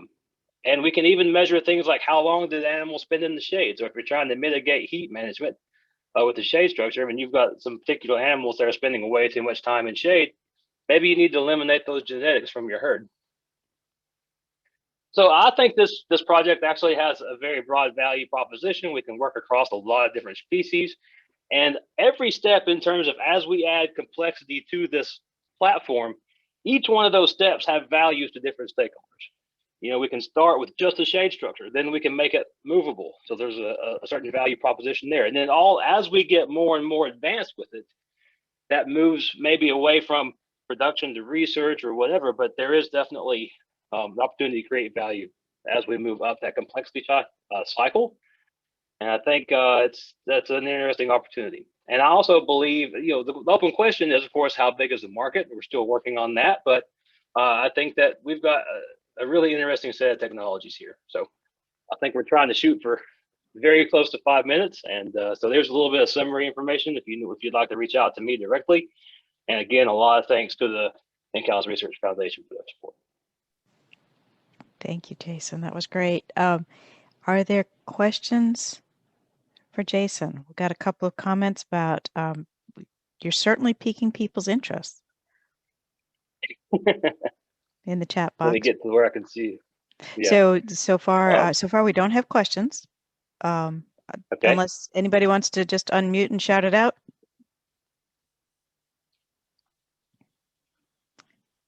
Jason, it was crystal clear. Actually, hi, Deborah. This is Wes. Hey, Wes. Perhaps maybe I can ask, are you also considering monitoring the pasture, the health of the pasture itself, though? So monitoring more of the, the growth of the grass and such, right? Weeds that might be present, things that might be difficult for these dairy herds to eat and digest, perhaps, right? Yeah, you're exactly on target. Once we have the ability to provide mobility and power and connectivity in a pasture, if we turn those cameras down at the pasture itself or whatever kind of sensing tools we want to use, I think there's absolutely some fantastic, we can go as far as, deep learning to identify weeds in the pasture, or if we're simply looking at NDVI levels to understand, how much pasture is there, or even just measuring height of the available pasture so we can make good grazing decisions. So I think we can turn that platform into an animal and environmental sensing tool in the places where we haven't necessarily had good long-term data in the past. 100%. Thank you. Mm-hmm. We could probably take one more question if there is one. Hearing none. I'm going to roll it over now. Thanks, Jason. I've been following this one for a while now, as you know, and it just I really like it. It just seems like it fits so many of our needs. Let me now introduce Jose Bruno-Barcena. Jose will be talking about his program, Scalable Production of human milk oligosaccharides. Jose?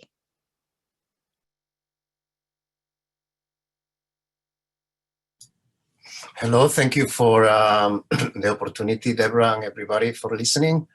Let me get this out of the way. And so I'm gonna use a trick so I can stay on time here because it's very limited. So let me see if I can make this work. Sorry for this.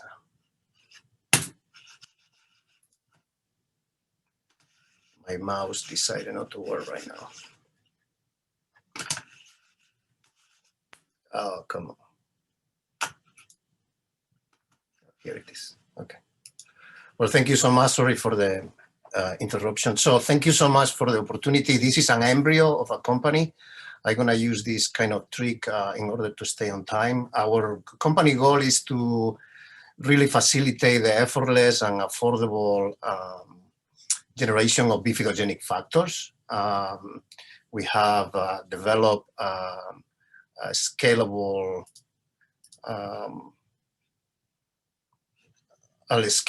and simple method to generate bifidogenic factors. And our interest is obviously to produce this type of sugars to feed and stimulate the growth of probiotic bacteria. You know, obviously, bacteria requires a specific food in the gut, and the market has grown in the last few years in the list of compounds that have been denominated prebiotics. These are obviously drive by the expansion of the market that is going to reach $21 billion in 2024. So this is in combination of the market of probiotics. So all of these is driven by the increase of the consumer demand of functional foods, always the consumer driving this type of technologies, and the companies are adapting to this by increasing and adding this type of products in a very diverse type of food systems. The one that is more known is the infant formula. And the reason why it's infant formula is because this type of compounds are the food of the microbiota. Is a significant amount of the sugars in the breast milk, and by adding this type of compounds in the breast milk, it stimulates clearly the bifidobacteria. So they are very difficult to produce in a safe way. So chemically you can produce them, but they are very difficult to produce in enough scale. So that's why until recently, they haven't been able to develop technologies. We have developed recently a technology to produce an acetyl-lactosamine, which is the first structure that was detected for bifidobacterium growth. It was called the bifidobacterium factor. And we think that we can produce this on a scale of $300 per kilo. If we can do this, and I think that we have enough prototypes, demonstrations to do this at least a significant scale, then in this example, it shows how the consumer is not going to pay the price for this dramatic increase in this kind of specific sugars, but the industry benefits a lot in profit. So the team that has been working this in the last 20 years is composed by 2 smart people and by me. And you know, we have been working in the safety aspects of this to demonstrate somehow that the bifidogenic factors are real. And then we have prototypes of strains and enzymes, and those are all in place. We have already granted patents globally. We have filed a recent patent. We have published as soon as last week, one safety paper evaluating this technology. So to sum up, you know, prebiotics feed the microbes that keep us healthy. If we can eat this type of compounds, we will be more protected to diseases. We can incorporate these galactose oligosaccharides or LACNAC in food, and this will be affordable for the consumer. And we have been moving forward with preclinical mice models to demonstrate that the bifidogenic factors are real and it's happening. We need more data. If we will go to pharmaceutical, we are now, I think, in a safe place in the nutrition sector. But we have enough evidence that these type of compounds work. They work modulating the gut, and they work modulating the composition of the gut. For those that want a little bit more information, this is our last publication. And only reiterate that this is a technology simple that we are planning to provide simplicity to the producer of these food products, right? So there is no complication, technical complexity on the addition of this type of technology. So I'm open for any questions after that, and I hope I was on time. Sorry about the interruption at the beginning. You're absolutely on time, and it looks like John Riles has a question. John, go ahead. Hi, yeah, this is John Riles. I was the founder of Metabolon, but I've also been the founder of a number of companies out in the park.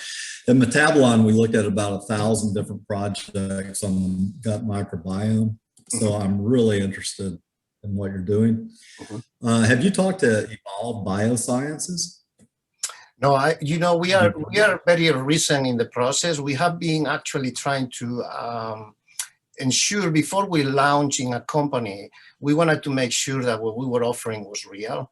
So we have actually very sophisticated and proof of concept data showing that what we are saying is true. So now is the moment. We know we are as new as we were incorporated today. So that's how new we are, right?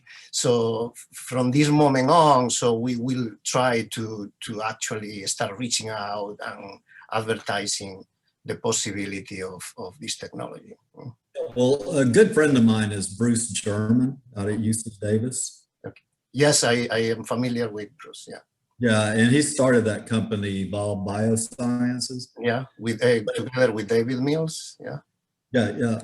And that's what they're trying to do, and I think synthesis is really important for them. They're looking at additives to baby to formula, that sort of thing. If you wanted, I could get you an introduction, or I can make an introduction. That would be perfect. That's everything that helps, and we are open to all kinds of, anything, as the discussion was before, we are fundamentally academics, even though I have a little bit of previous experience on company and launching and spin-off companies. Anything is helpful at this point, and any discussion will bring value. Yeah, and Deborah, could you make the connection? Because you got I will. Well, and yeah, and I'd like to talk to you about what you're doing in a lot more detail. Yes, of course. Thank you so much for the interest. John, that's great. Thank you. We could probably handle one more question.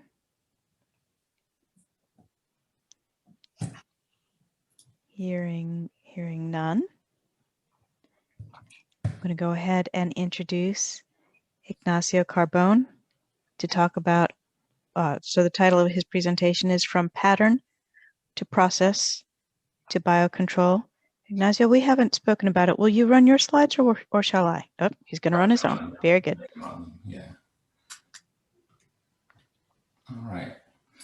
So thank you, Deborah, for the invitation to present on our ongoing work to link pattern to process to biocontrol. I want to show you how we can leverage both pattern and process to develop better biocontrol strategies. Okay, so today molecular ecology relies on non-traditional taxonomic units, for example, amplified sequence variants or ASVs, that serve as our proxies for species. Our proxies share an evolutionary history that we can trace using phylogenies, as shown here. This is important to reconstruct as phylogenies because most of the microbes remain unsampled, as you can see here, and undescribed. And borrowing the term dark matter from astronomy, microbial dark matter is used to refer to the uncultivated or the uncultured microbes, which are widespread in bacteria. As shown here, you can see in this tree with these red dots, and an entire lineage, the non-candidate phyla, radiation CPR, is entirely uncultivated members. Microbial dark matter is even more prominent in fungi. And when it comes to these unclassified members, which I'm showing you with these black dots here, it's not clear if we're dealing with different species in the same genus, different genera of the same family, or even different orders of the same phylum. We developed a tool called TBAS to help us sort out these relationships. So TBAS, as shown here, creates a scalable taxonomy that can be used to track microbial diversity across different taxonomic levels. So each of these blue dots is a phylogeny with increasing taxon sampling as we move from kingdom, domain, kingdom, and ultimately to the species and population levels. And here are some examples of the output that you get from TBAS. So metadata is displayed on these trees as outer rings, as you can see here. The user can also select specific clades for a finer phylogenetic reconstruction, as you can see here. And the beauty about this is you're showing metadata for both reference isolates and for unknowns. So you get to learn about the nearest neighbors of these unknowns. Now, simply naming and tracking microbes is not enough. As you may know, biological processes are operating at the population species level.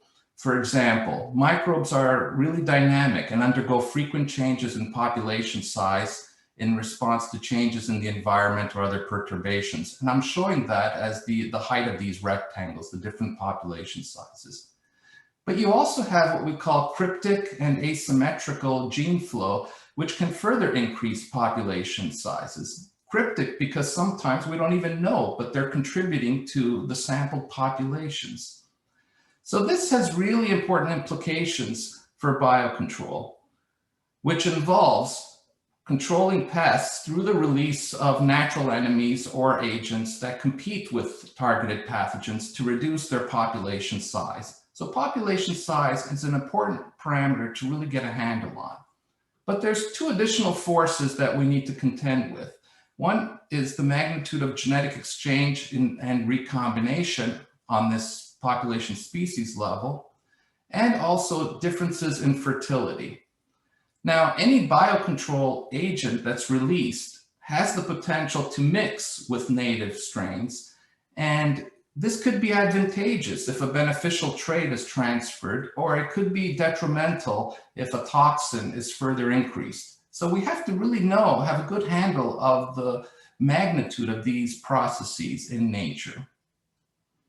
So we developed this decipher system, and this includes TBAS, the toolkit I just talked about, and other methods to elucidate biological process, which I've been talking about, in molecular data. Now, this is a fairly comprehensive toolkit. It includes a number of phylogenetic and network methods, some that are developed and others that we've developed and are new.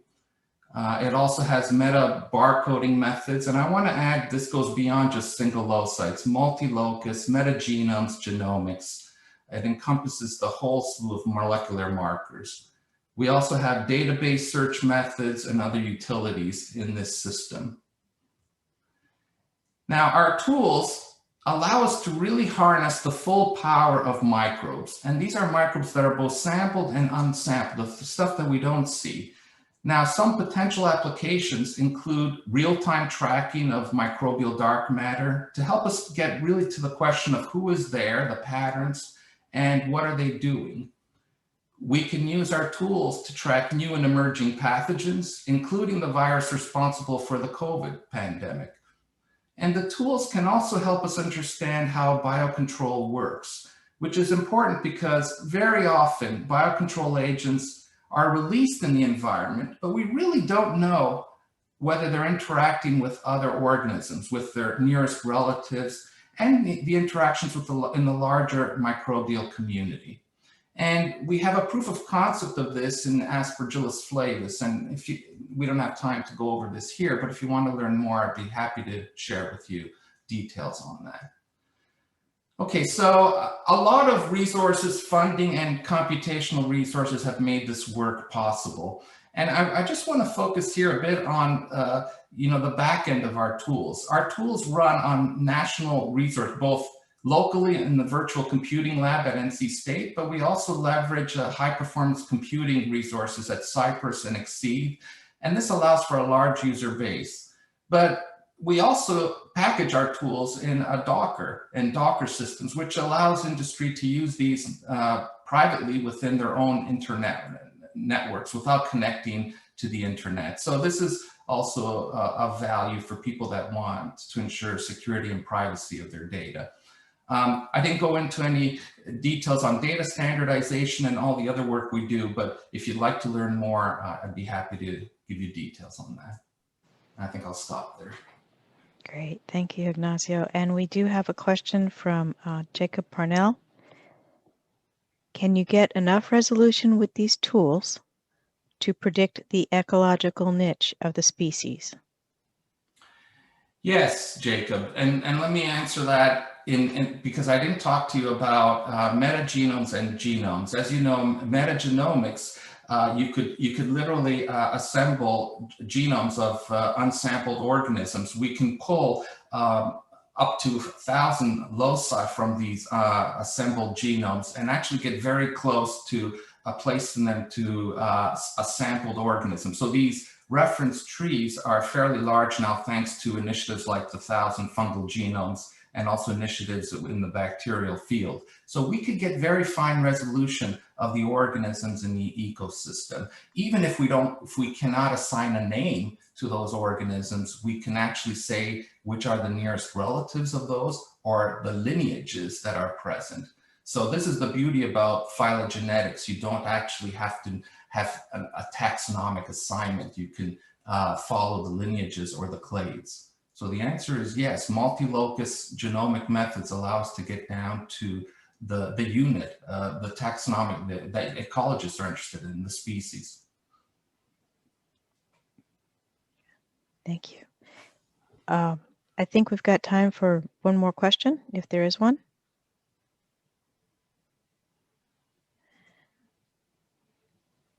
Hearing none. And Ignazio, if you could unshare your, thank you so much. So our next presenter is Jon Holt.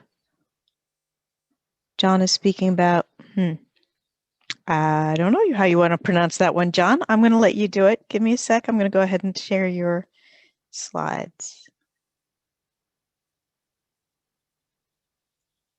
And how does that look, Jon? Can you see the presentation or presenter mode? You're on my second slide. I see presenter mode. Well, darn. Give me a sec. How about now? I see my second slide, but not my first slide. Oh, that's a bummer. There we go. Okay.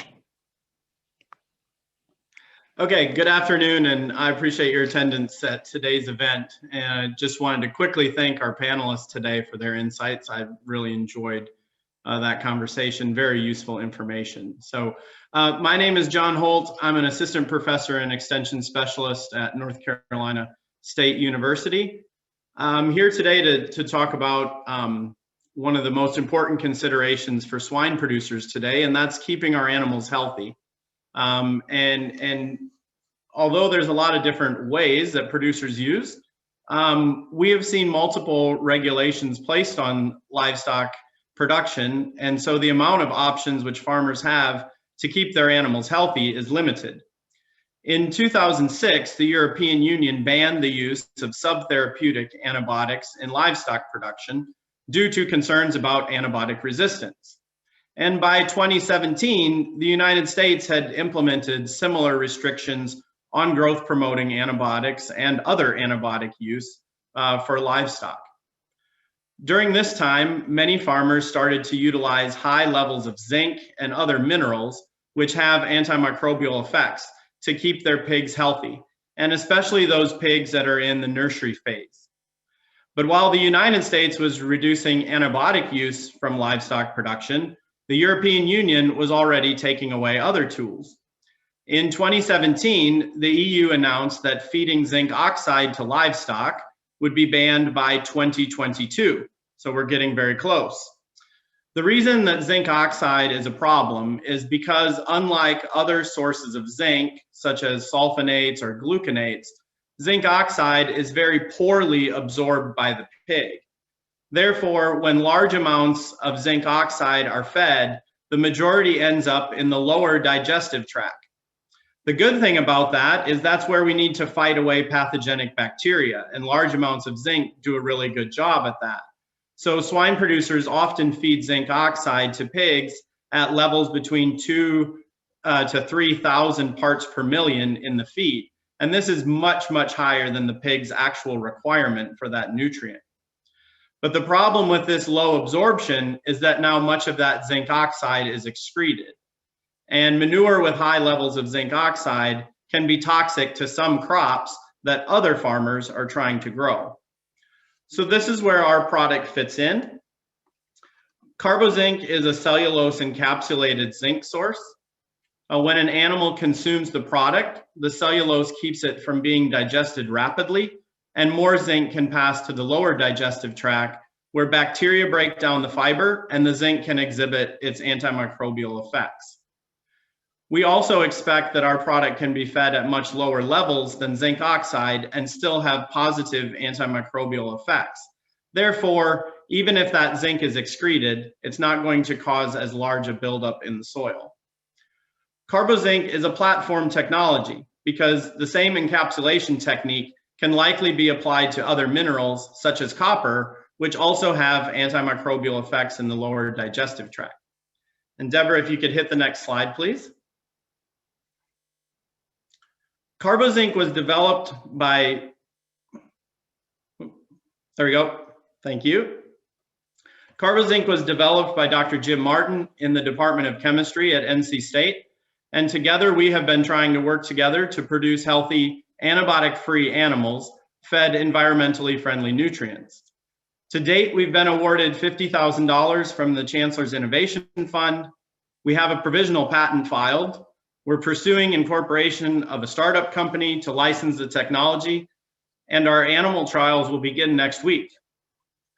We are testing the concept of carbozinc reaching the lower gut through digestibility trials, and we're confident that the product is going to react as we expect, and we're already planning some follow-up trials to compare our product to feeding zinc oxide. While we are pleased with where we are at currently, we certainly want to move forward, and we understand that's going to take some assistance. So more research funding is needed to advance our knowledge of the product and other products in the platform, and that's both at the lab scale-up purposes and as well as further animal trials. Dr. Martin's long career in academia and my 8 years of experience in the feed industry are very useful in our work so far, but we also realized we could use a business partner or mentorship to help us with aspects of taking this idea to market that we are not familiar with today. And one of the most important components we are working on right now is valuation of our product, which should become more clear after our first animal trials are complete. I believe Dr. Martin has joined us by now. We would be happy to answer any quick questions that you have, and I hope that you'll join us in our breakout meeting after today's session. Thank you. Dr. Martin, did you want to say hello? Hello, good to be here. And like I said, very pleased to work with Jon. It's been a lot of fun for a basic scientist chemist to start working with a nutritionist, and thinking about seeing things going from my lab into pigs is a lot of fun, and we're really excited about the possibilities. Yeah, most of the chemists don't anticipate working with swine, at least in my experience. Jon and Jim, there is a question in the chat box. It says, this seems to be still an early stage innovation. Why are you incorporating and licensing now rather than negotiating an exclusive option for future licensing? Really good question. We've been, have obviously been working through that ourselves for about 6 months. So yeah, maybe still even a question on the table for us. We realized that we didn't want to jump right into it, so we feel now we've got a little bit better handle So we've actually been, almost 6 months into that process and waiting until we felt like the right time. So, and maybe still not quite there yet. So good question. Yeah, and I'll add to that we are listening very carefully. All options are on the table. The advice that so far we've been hearing is, particularly because of the platform nature of this technology, there is some real value likely in incorporation, and then being able to sublicense, because, well, initially we're looking at swine. There's a high likelihood of value in poultry. There's human applications. Depending on how the product is formulated, we have at least a half a dozen different ways to formulate the product. So it very much is a platform technology. And like I say, a lot of the advice that we have at this point is, if we incorporate, we really maximize our opportunities for future growth, rather than going to a license, where we license will probably be more towards specific applications. That's great. Thank you. There's another question. Is the target product profile going to be under the 150 parts per million limit in the EU legislation for 2022? He's already nodding his head. Yeah, a great question. Obviously, we saw those regulations and restrictions, so that's where we plan to be. Yep, absolutely. We very much see our product as a Goldilocks product. Most of your zinc additives are too soluble. Zinc oxide is too insoluble. We're looking for that Goldilocks effect. And like I say, with the different formulations, we're quite confident that we'll be able to tailor delivery to various stages in the digestive tract, from early to lower gut.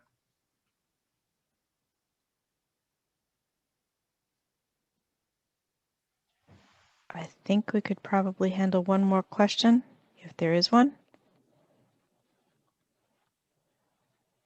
Hearing none, I'm going to roll it over to Amy. Amy, I know you're going to run slides from your side.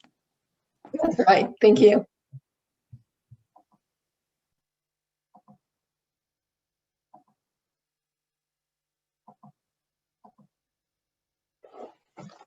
All right. Thank you very much, Deborah, for organizing this. And good afternoon, everyone. It's a pleasure to be able to speak with you all today about the plant-associated microbial culture collections that my colleagues and I are developing as part of the Novo Nordisk Foundation-funded Collaborative Crop Resilience Program.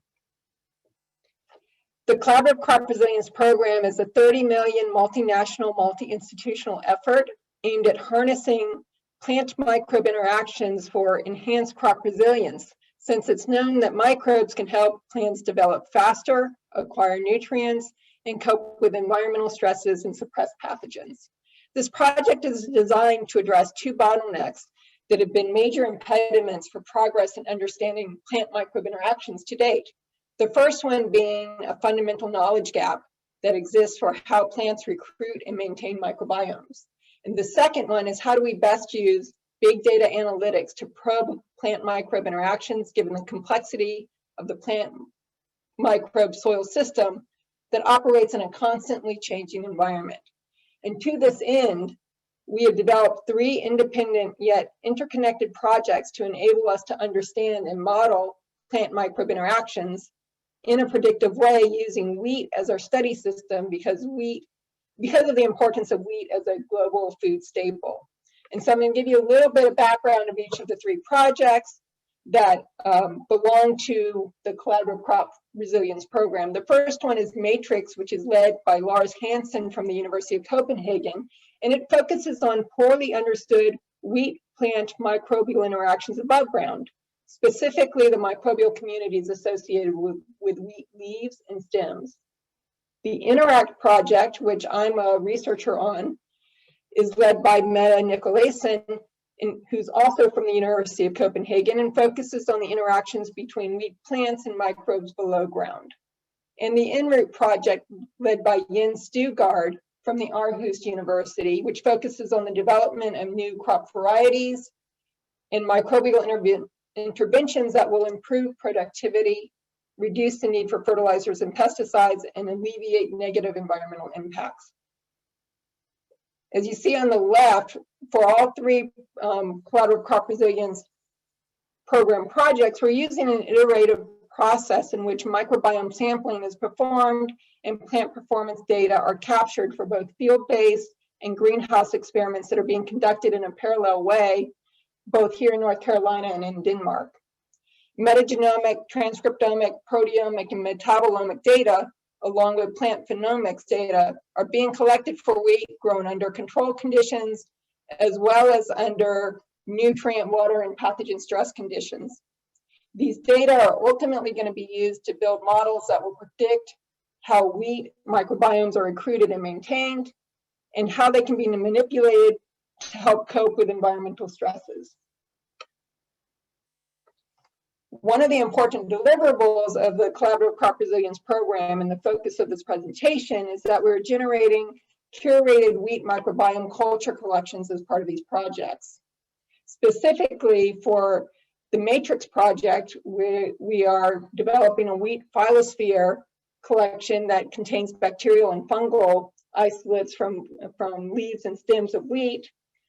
From the Interact project, we're building wheat seed, rhizosphere, and endosphere culture collections to include bacterial, archaeal, fungal, and protist isolates. And from their En-route project, they're developing a synthetic community culture collection derived largely from lotus that we will be later testing on our wheat.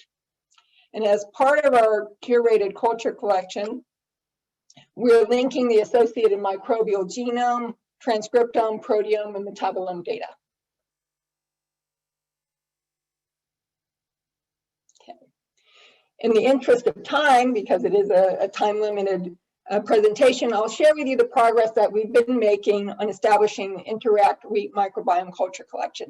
We're currently in the process of generating and screening bacterial, archaeal, and fungal isolates from the wheat rhizosphere, the rhizoplane, and the endosphere, and the definitions of those are shown on the slide. From 4 commercial Danish wheat cultivars, as well as 4 cultivars commercially grown in North Carolina. Let's see. Isolations and omics analysis are being done at 5 important growth stages at this point: the tillering, first node, flag leaf emergence, flowering, ripening stages, and for our initial culture collection. And I can tell you right now, our partners at the University of Copenhagen, we have close to 10,000 isolates at this point. We've also planned to perform wheat microbiome isolations for wheat grown under water, nutrient and pathogen stress conditions, and we'll be focusing the isolations on wheat plants that have statistically superior growth performance. The Collaborative Crop Resilience Program wheat microbiome culture collections are being managed using the Biolomics Culture Collection Archive software. This is a very powerful platform that allows for the management of all of our archives and provides tools to store, organize, and handle all biological data associated with the isolates. For the screening of our microbial culture collections, we're relying on functional and empirical evidence, regardless of taxonomic classification, and we will be using both genome and microbial profiling data in the selection of key microbial candidates to maintain our maintained curated culture collection. We'll be employing machine learning and artificial intelligence, computational tools to identify microorganisms that have traits for things like robust colonization, that are maintained during plant development, and have specific beneficial functions for wheat. Our ultimate goal with the culture collections is to provide a microbial strain archive that can be used to provide important plant microbiome community members that can help plants grow better with reduced inputs, and that can respond productively to environmental challenges. And with that, I welcome any questions, and thank you for your attention. Thank you, Amy. So we actually have a couple questions already. First of all, a comment from Mike Elder about the great international collaboration. So kudos to you guys. We have a question from Brady Maxwell. What is the excuse me, why the choice of wheat as the first model organism? That's a really good question. We went with wheat because of its importance as a global food crop, and because there are really robust cultivars that are used globally. And so what we're hoping to do is to generate an understanding of the core microbiome, and to identify microbes that provide good growth benefits across all of our cultivars, which would hopefully potentially have those sorts of benefits to other crops in addition to wheat. So certainly to be used in other cereals at the very least. Great, thank you. And then from Gabe, and this one, I know we've had lots of discussions about this one. Who will own the IP and how will it be commercialized, if at all? And I'm going to add one. Who will own the collections, and how can those be shared, or will they?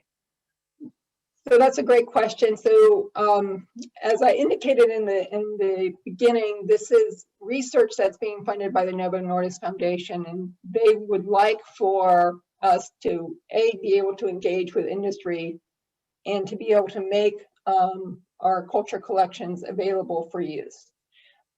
Kultaran has been working with us to make sure that we have IP agreements in place, and so we have MOUs in place with all of our institutional collaborators that have directives to how we're dealing with IP, because we recognize going early on in that we are developing technologies that are translatable, and so we have a plan going in for how we're going to handle that. And there's another one from Lona. Are you looking for a specific MOA or general growth benefit? That's a great question. So yes and yes. We're looking at both, and we've actually designed experiments to get us at both. And we are also targeting particular groups of microbes that we know already have particular modes of action.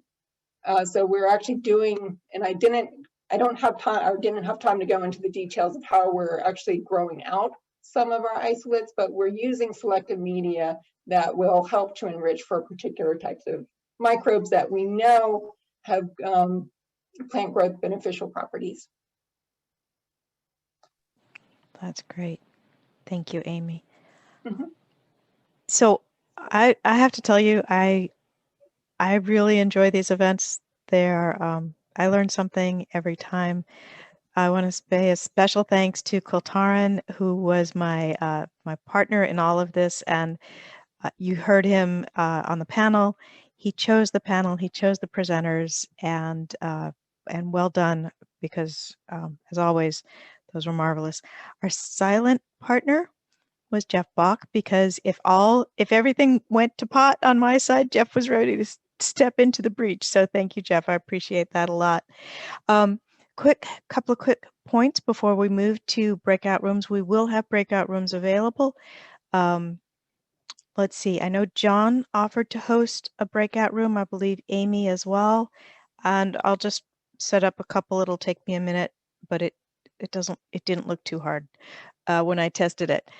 Quick reminder, the next Emerging Research Showcase will be on April 14 with a focus on international programs, so save that morning for me.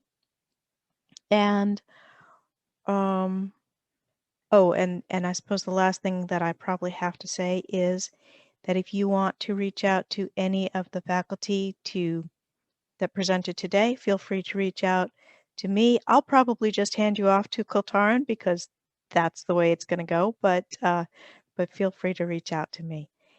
And